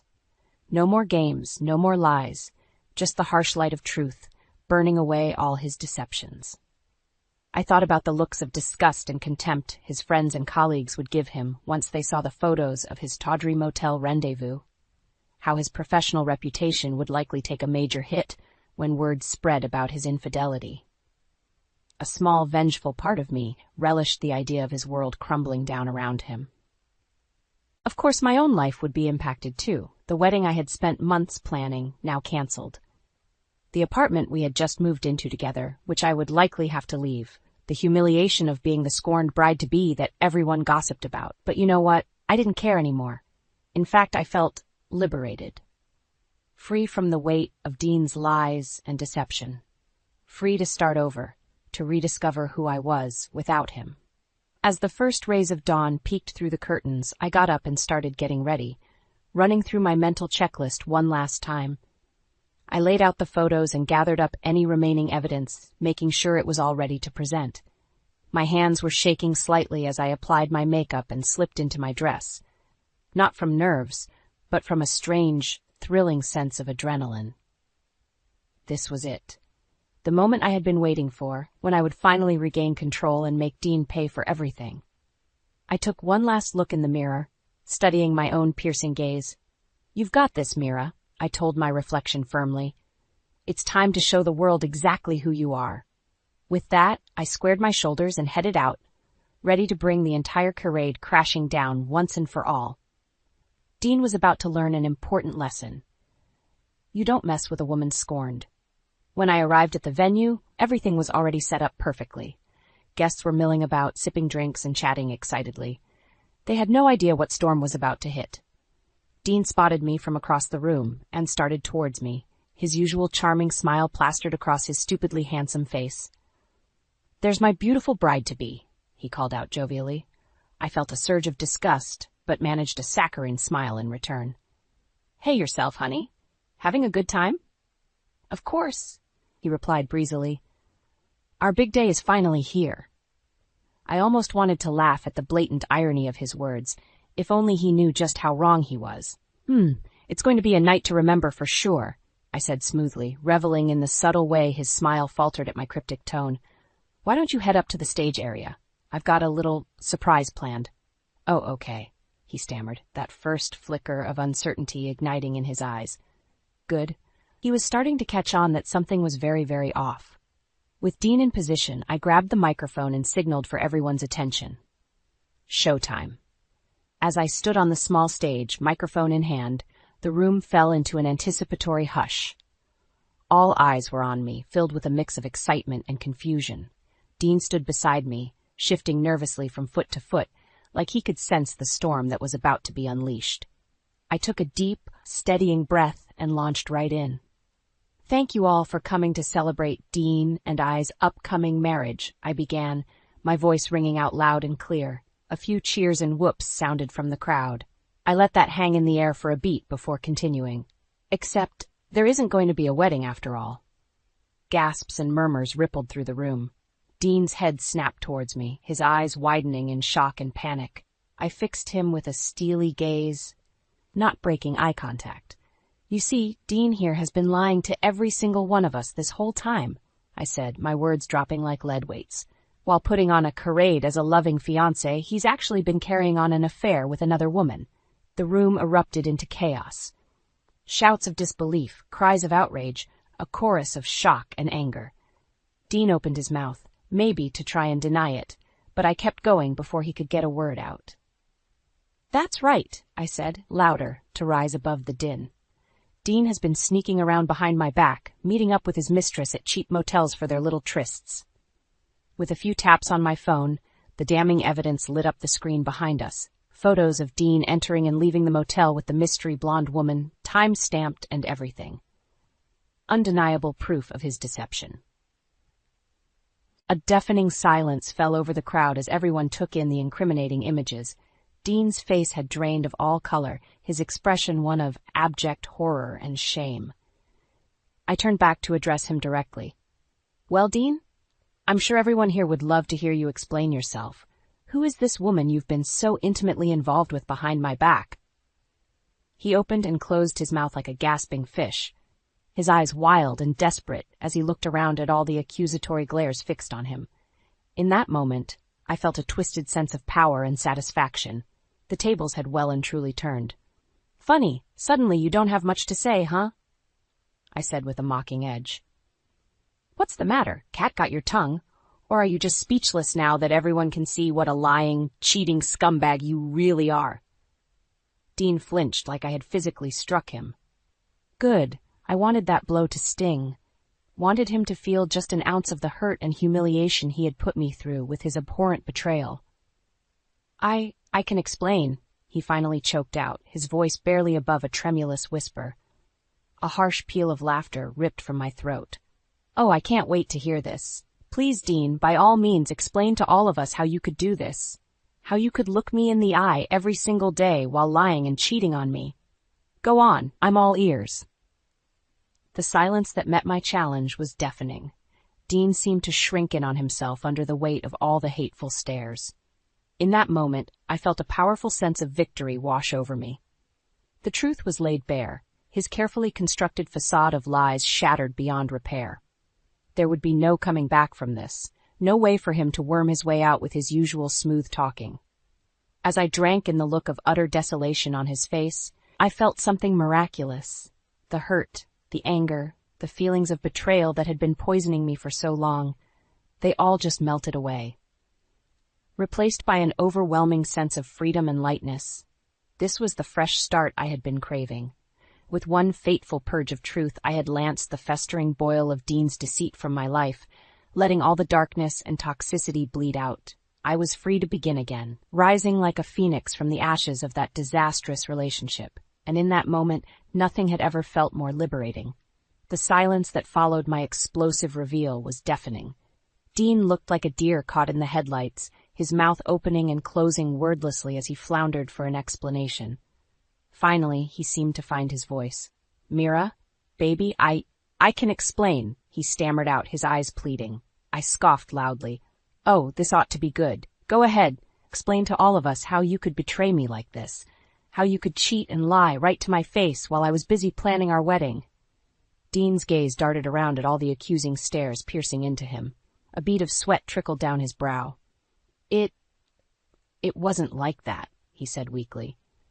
"Elise and we just got carried away one time and—" "One time?" I cut him off with a harsh bark of laughter. "The photos I have are from multiple nights, Dean. Multiple nights you snuck off to some cheap motel to get your rocks off with your little side piece." Gasps and murmurs rippled through the crowd at my blunt words. Dean flushed red, shrinking in on himself. She doesn't mean anything to me," he insisted, desperation creeping into his voice. "It was just physical, baby. You're the one I really love." The crowd erupted in outraged shouts and cries at his pathetic attempt at an excuse. I held up a hand for silence, letting the anger and derision hang heavy in the air. "Is that really the best you can come up with?" I asked coolly once it quieted down. "Some lame line about it just being physical? As if that makes it any better?" Dean opened his mouth, but I cut him off again. "No, let me guess, Elise was just using you to try and get ahead at work, right? Taking advantage of your status and position? Is that the story you're going to spin?" His eyes went wide as I exposed the likely excuse he had been gearing up to deploy. "How did you—" I laughed again, a harsh, biting sound. "Please, Dean. I know your type, charming on the surface but rotten at the core. A sneaky, selfish snake who only cares about one thing, your own pleasure and ego." Elise herself suddenly spoke up from somewhere in the crowd.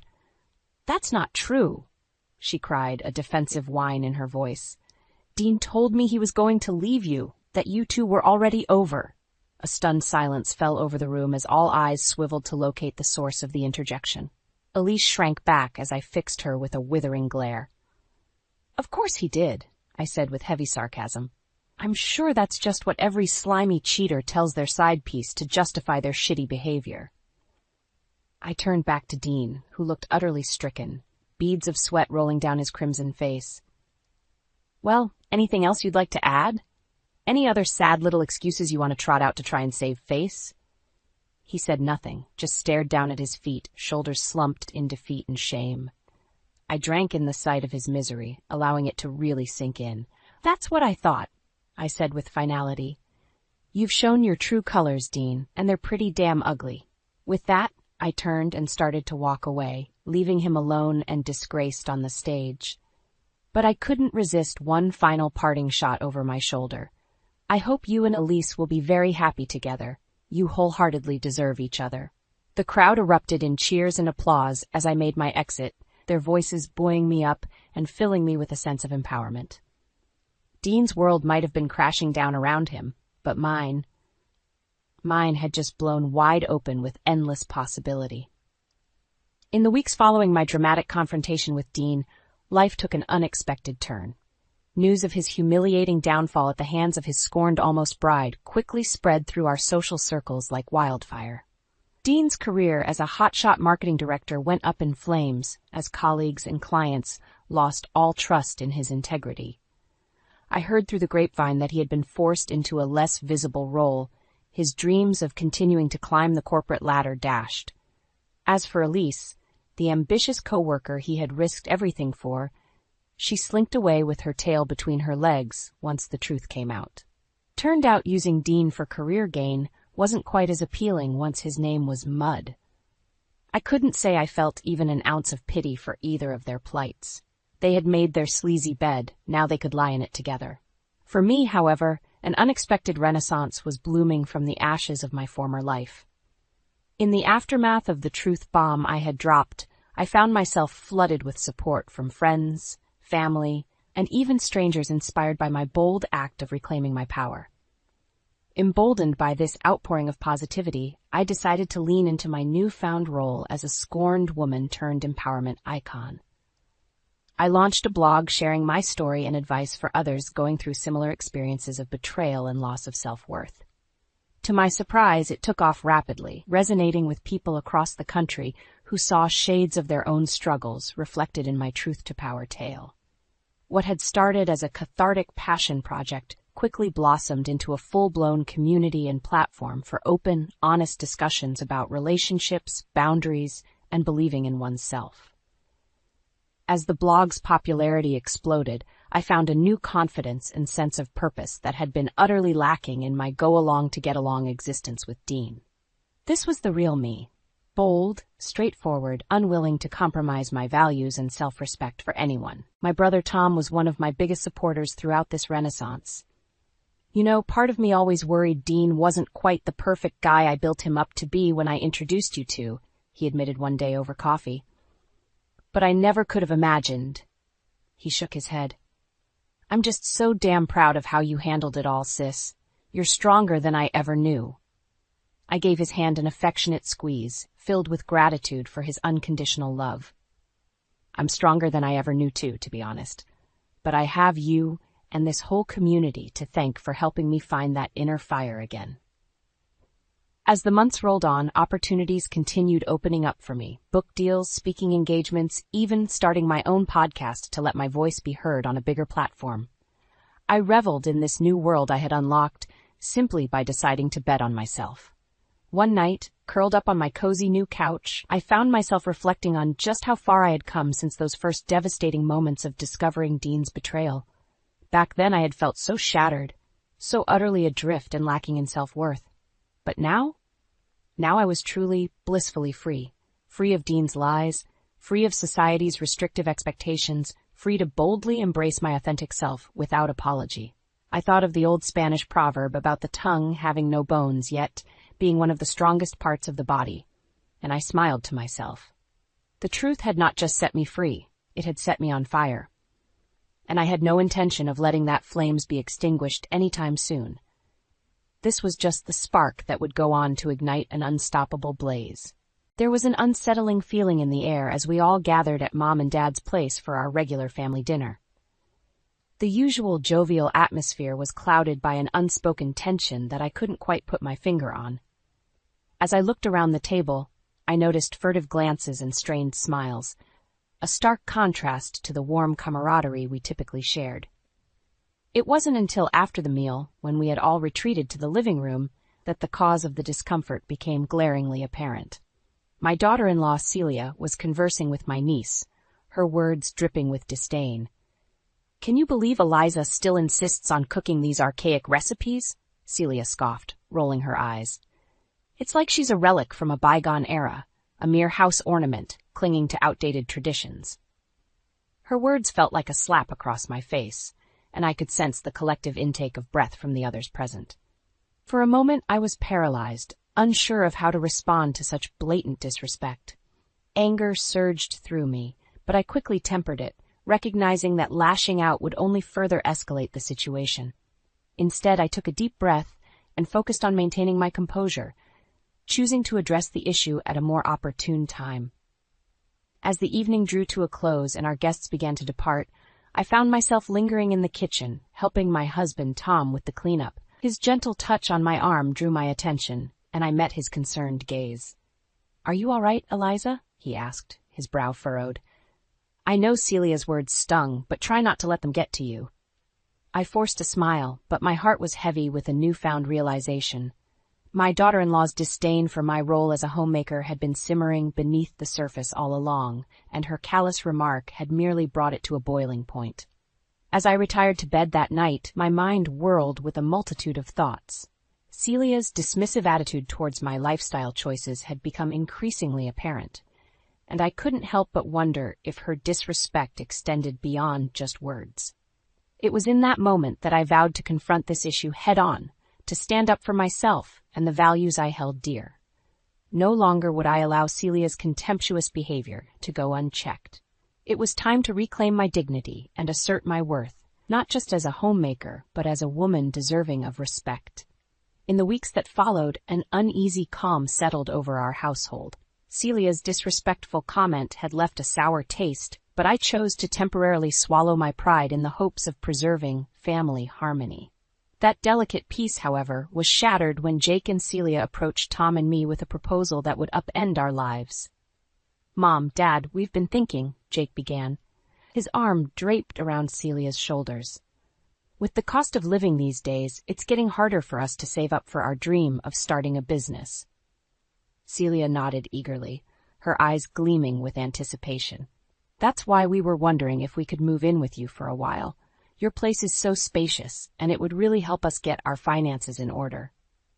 My initial reaction was one of hesitation. Having Celia under the same roof, with her thinly veiled contempt for my way of life, felt like a recipe for disaster.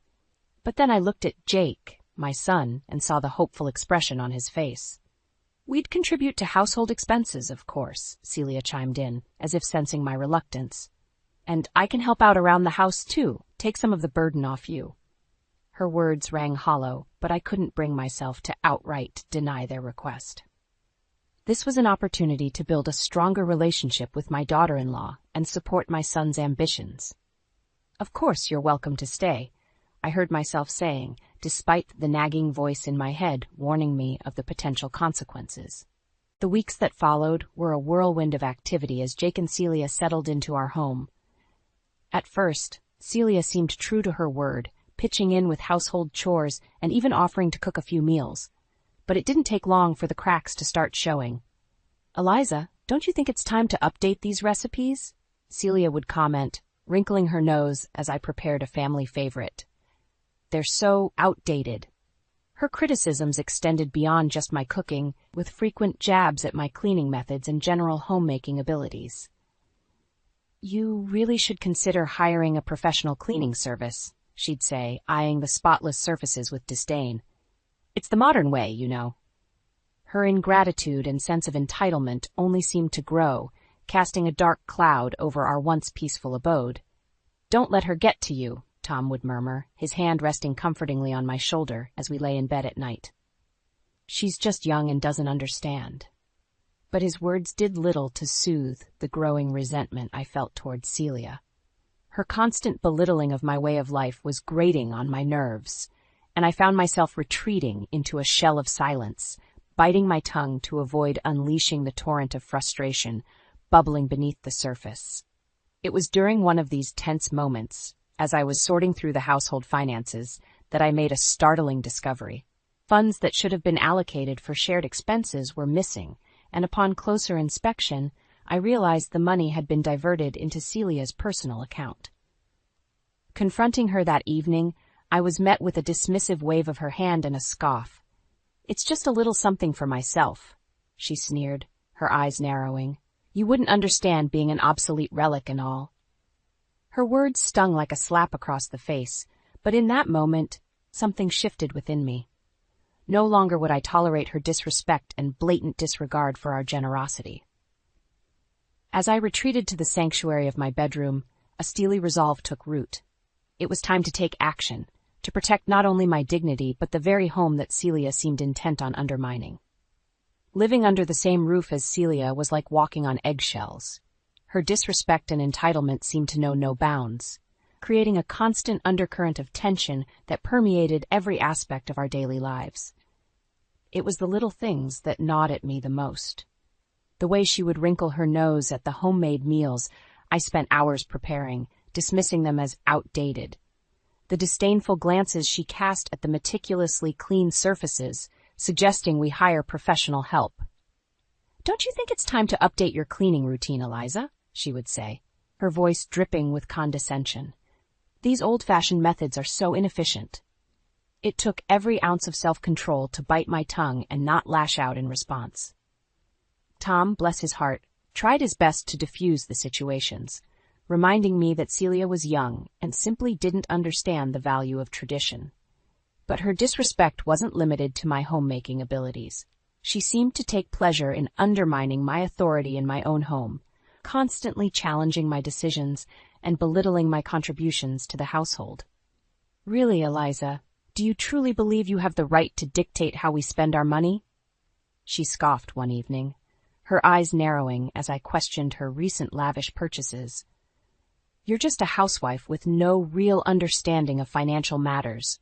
Her words cut deep, and I could feel the anger bubbling within me like a volcano threatening to erupt. But I remained steadfast in my resolve, determined not to stoop to her level and engage in petty arguments. It was during one of these tense moments that the final straw came crashing down.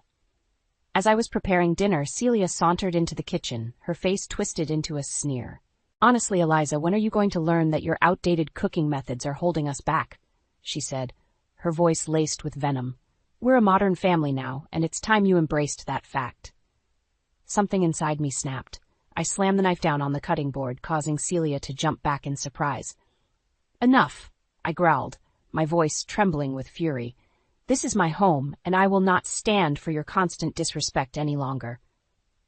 Celia's eyes widened, and for a fleeting moment, I saw a flicker of fear cross her features. But it was quickly replaced by her trademark sneer. "Your home?" she spat back. "Don't delude yourself, Eliza. This is Jake's home, and by extension mine.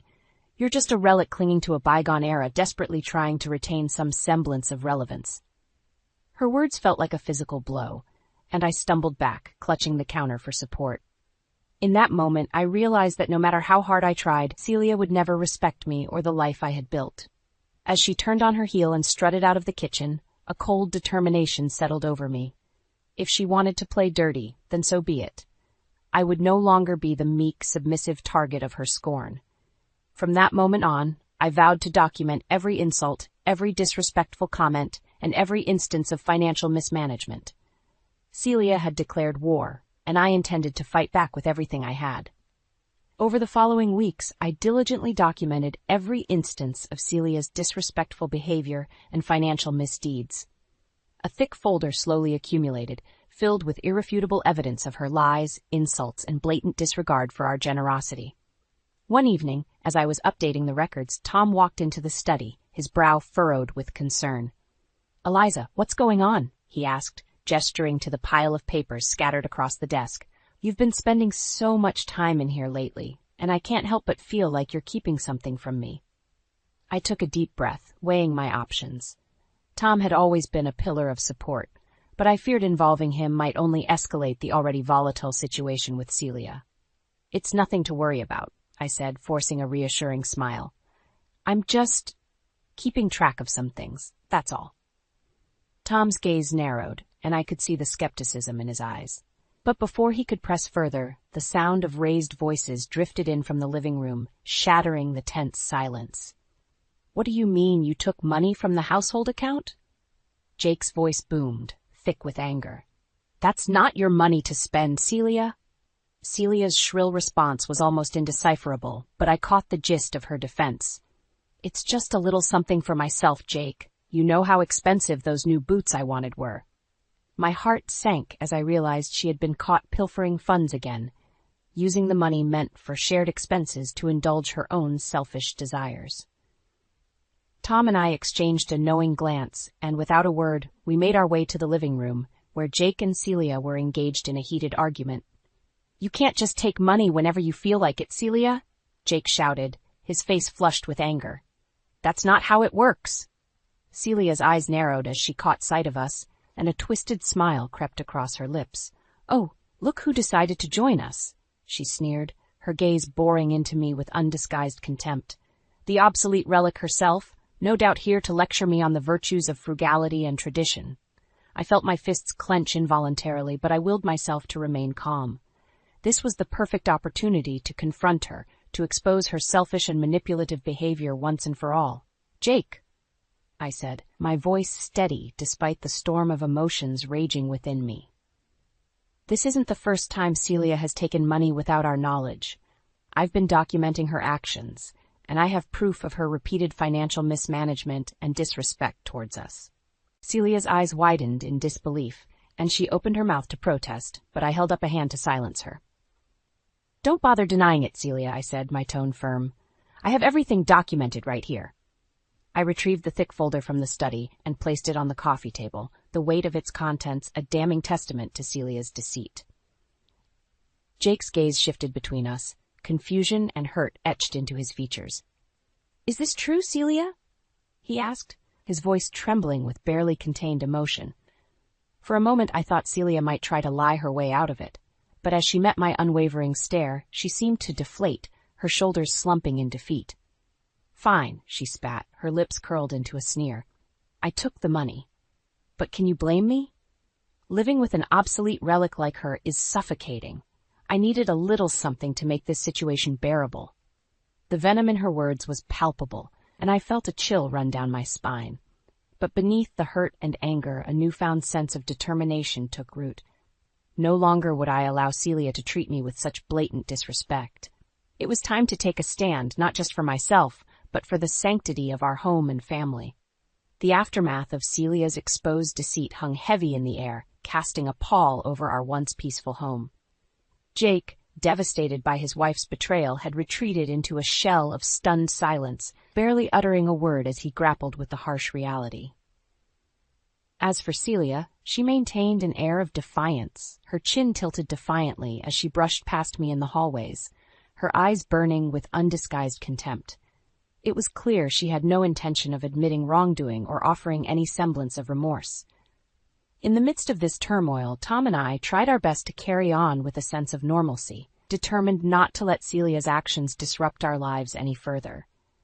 But the strain was palpable, like a taut wire threatening to snap at any moment. It was during one of our weekly family dinners, an event that had once been a cherished tradition, that the fragile truce finally shattered. Jake had invited a few potential investors to discuss his and Celia's business plans, and the mood was tense as we all gathered around the table. As the meal progressed, I couldn't help but overhear snippets of Celia's hushed conversation with one of the guests, her voice dripping with smug confidence. "Once we secure the funding, the first order of business will be to get this place in my name," she said, her eyes flicking dismissively in my direction. "Can't have the dead weight holding us back, if you know what I mean." My heart plummeted as the full weight of her words sank in. Not only had she shown a blatant disregard for our generosity, but she was actively plotting to strip me of the very home I had dedicated my life to building. In that moment, A cold fury coursed through my veins, banishing any lingering doubts I may have harbored. Celia's actions had crossed a line, and I knew I had to take decisive action to protect not only myself, but the sanctity of our family. As the dinner drew to a close and our guests began to filter out, I pulled Jake aside, my hand gripping his arm with a steel-like resolve. "We need to talk," I said, my voice low but firm. "In private." Jake's brow furrowed with concern, but he nodded wordlessly, following me into the study where I had amassed my damning dossier on Celia's transgressions. "I overheard Celia tonight," I began, my words measured and precise. "She's planning to try and put this house in her name once they secure funding for their business." Jake's eyes widened, and I could see the flicker of hurt and betrayal flashing across his features.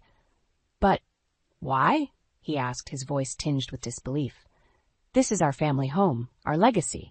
I let out a weary sigh, steeling myself for what was to come. "Jake, I'm afraid your wife has shown a complete lack of respect for us and the life we've built here," I said, gesturing to the thick folder on the desk. "I've documented everything, the insults, the lies, the financial misdeeds. It's all here, in black and white." As Jake leafed through the pages, his expression morphing from shock to anger, and finally resignation, I knew there was no turning back. The battle lines had been drawn, and I was prepared to fight with every fiber of my being. "I'm sorry, son," I said, my voice softening ever so slightly, "but I cannot stand by and let Celia tear this family apart. It's time we put a stop to her schemes, once and for all." Jake's gaze met mine, and in that moment I saw a glimmer of understanding, a shared resolve to protect what was ours, no matter the cost. With a wordless nod, we set to work, meticulously crafting our strategy. Celia may have thought she held all the cards, but she was sorely mistaken. I was done playing the meek, submissive victim. This was war, and I intended to emerge victorious, no matter what it took. With each passing day, the tension in our household grew thicker, like a suffocating fog that threatened to choke us all. Celia remained defiant, her smug smirks and dismissive glances a constant reminder of her utter lack of remorse. But beneath her arrogant exterior, I could sense a flicker of unease. She knew I had uncovered her web of deceit, and the walls were closing in around her. For my part, I maintained an aura of calm collectedness, going about my daily routines with the same diligence as always. But behind closed doors, a fierce determination burned within me. Night after night, I pored over the evidence I had meticulously gathered, cross-referencing dates, compiling financial records, and building an airtight case against Celia's misdeeds. It was during one of these late-night sessions that Tham found me, my eyes bleary from hours of scrutinizing bank statements. "Eliza, you need to rest," he said gently, his hand resting on my shoulder. "You're running yourself ragged." I shook my head, my gaze unwavering. "I can't stop now, Tham. Not until I've ensured that Celia can never hurt this family again." Tom's brow furrowed with concern, but he didn't press the issue. He knew better than anyone the depths of my resolve when it came to protecting those I loved. In the ensuing days, I took further steps to fortify my position. Consulting with a trusted lawyer, I laid out the evidence, ensuring that every detail was airtight and legally sound. "You have a strong case," the lawyer had said, her eyes scanning the documents with an air of grim satisfaction. "With proof of financial misconduct and verbal abuse, you could potentially pursue legal action against your daughter-in-law." The thought of dragging our family's dirty laundry through the courts was far from appealing, but I knew I had to keep all options open. Celia had proven herself to be a formidable adversary, and I couldn't afford to leave any stone unturned. Throughout it all, Jake remained a steadfast ally, his eyes growing harder with each new revelation of Celia's duplicity. It was as if the rose-tinted glasses had finally been shattered, revealing the ugly truth he had been blind to for far too long. "I'm sorry, Mom," he said one evening, his voice heavy with remorse. "I should have seen through her lies sooner." I reached out and gave his hand a gentle squeeze. "None of this is your fault, Jake. Celia is a master manipulator, but we're going to stop her once and for all." As the weeks ticked by, I could feel the weight of anticipation pressing down on me. Celia's schemes were unraveling, and it was only a matter of time before the final confrontation. And when that moment arrived, I would be ready. With a steely resolve, I continued to gather my ammunition, every insult, every financial discrepancy meticulously catalogued and laid bare. Celia may have thought she could steamroll her way through our lives, but she had underestimated the quiet strength that lay beneath my gentle exterior. I was a mother, a homemaker, and a protector of all that I held dear, and I would stop at nothing to defend my family, my home, and my honor. The battle lines had been drawn, and the stage was set for the ultimate showdown. Celia's reign of terror was coming to an end, and I would be the one to deliver the final blow. The tension in our household had reached a fever pitch, the air thick with unspoken accusations and barely contained animosity. Celia, for her part, maintained an air of defiance, her smug smirks and dismissive glances a constant reminder of her utter lack of remorse. But I knew her bravado was nothing more than a facade, a flimsy mask to conceal the cracks that were rapidly spreading beneath the surface. She could sense the walls closing in, and her desperation was palpable. It was during a large family gathering, one of those rare occasions where the entire clan had assembled, that the final confrontation unfolded. As guests mingled and laughter filled the air, I caught sight of Celia huddled in a corner, her expression one of barely concealed contempt as she surveyed the festivities. Taking a deep breath, I steeled my resolve and approached her, the weight of the evidence I had gathered feeling like a lead weight in my hands. "Celia," I said, my voice low but firm, "we need to talk." Her eyes narrowed, and for a moment I thought she might refuse. But something in my unwavering gaze must have given her pause, because she nodded curtly and followed me into a nearby study, away from prying eyes and ears.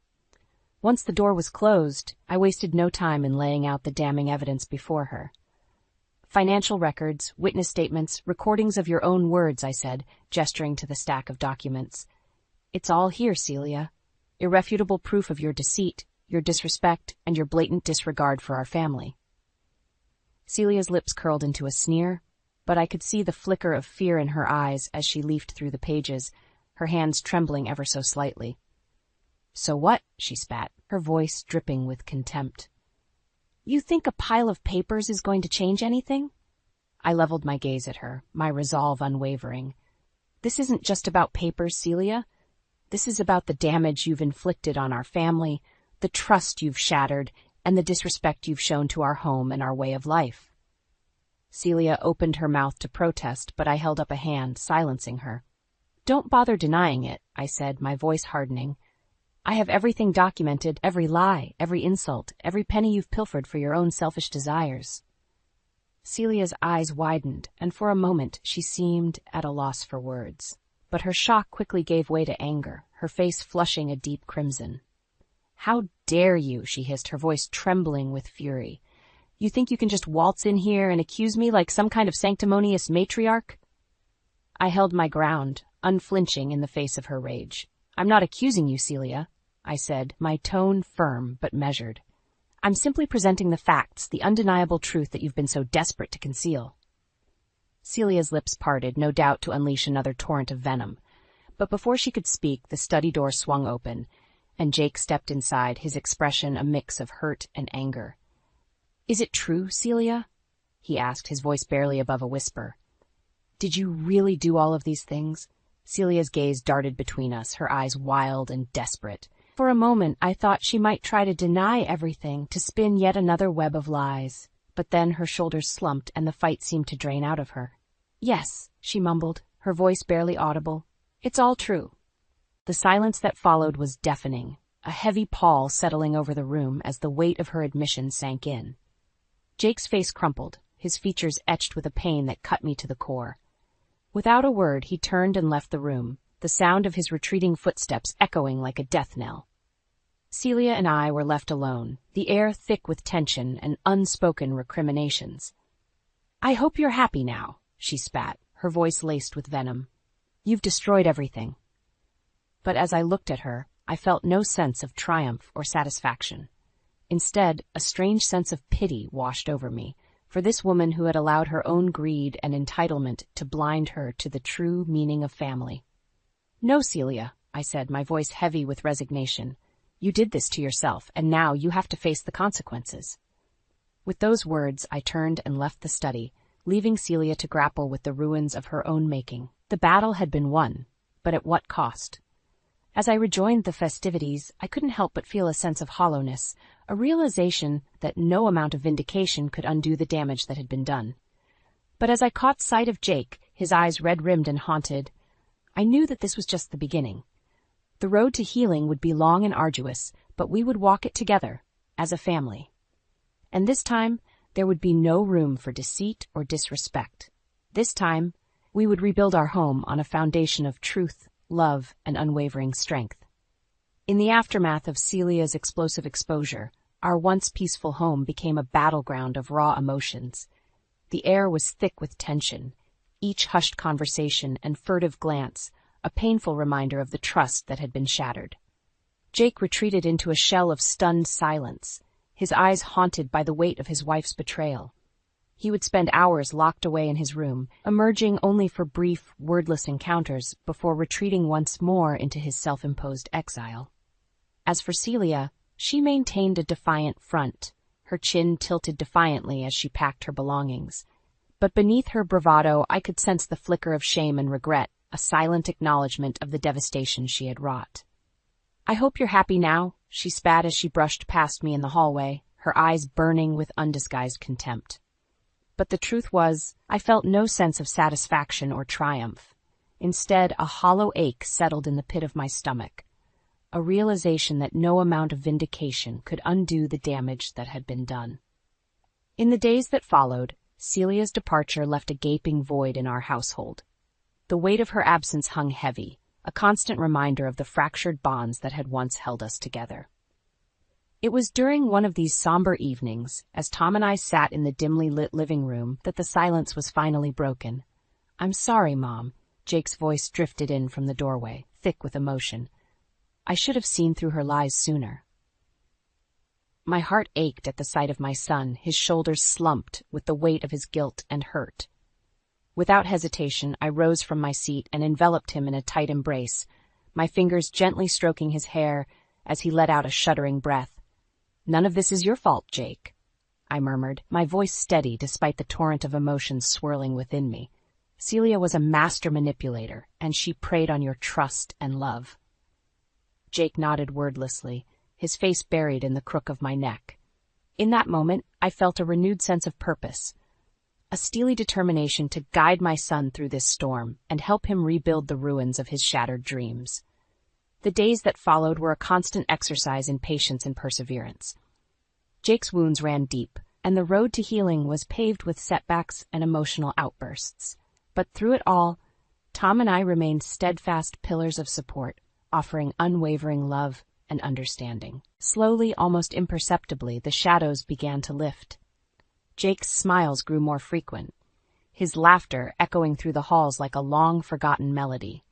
He began to embrace his passions once more, pouring his energy into his work and rekindling the dreams that Celia had so callously trampled.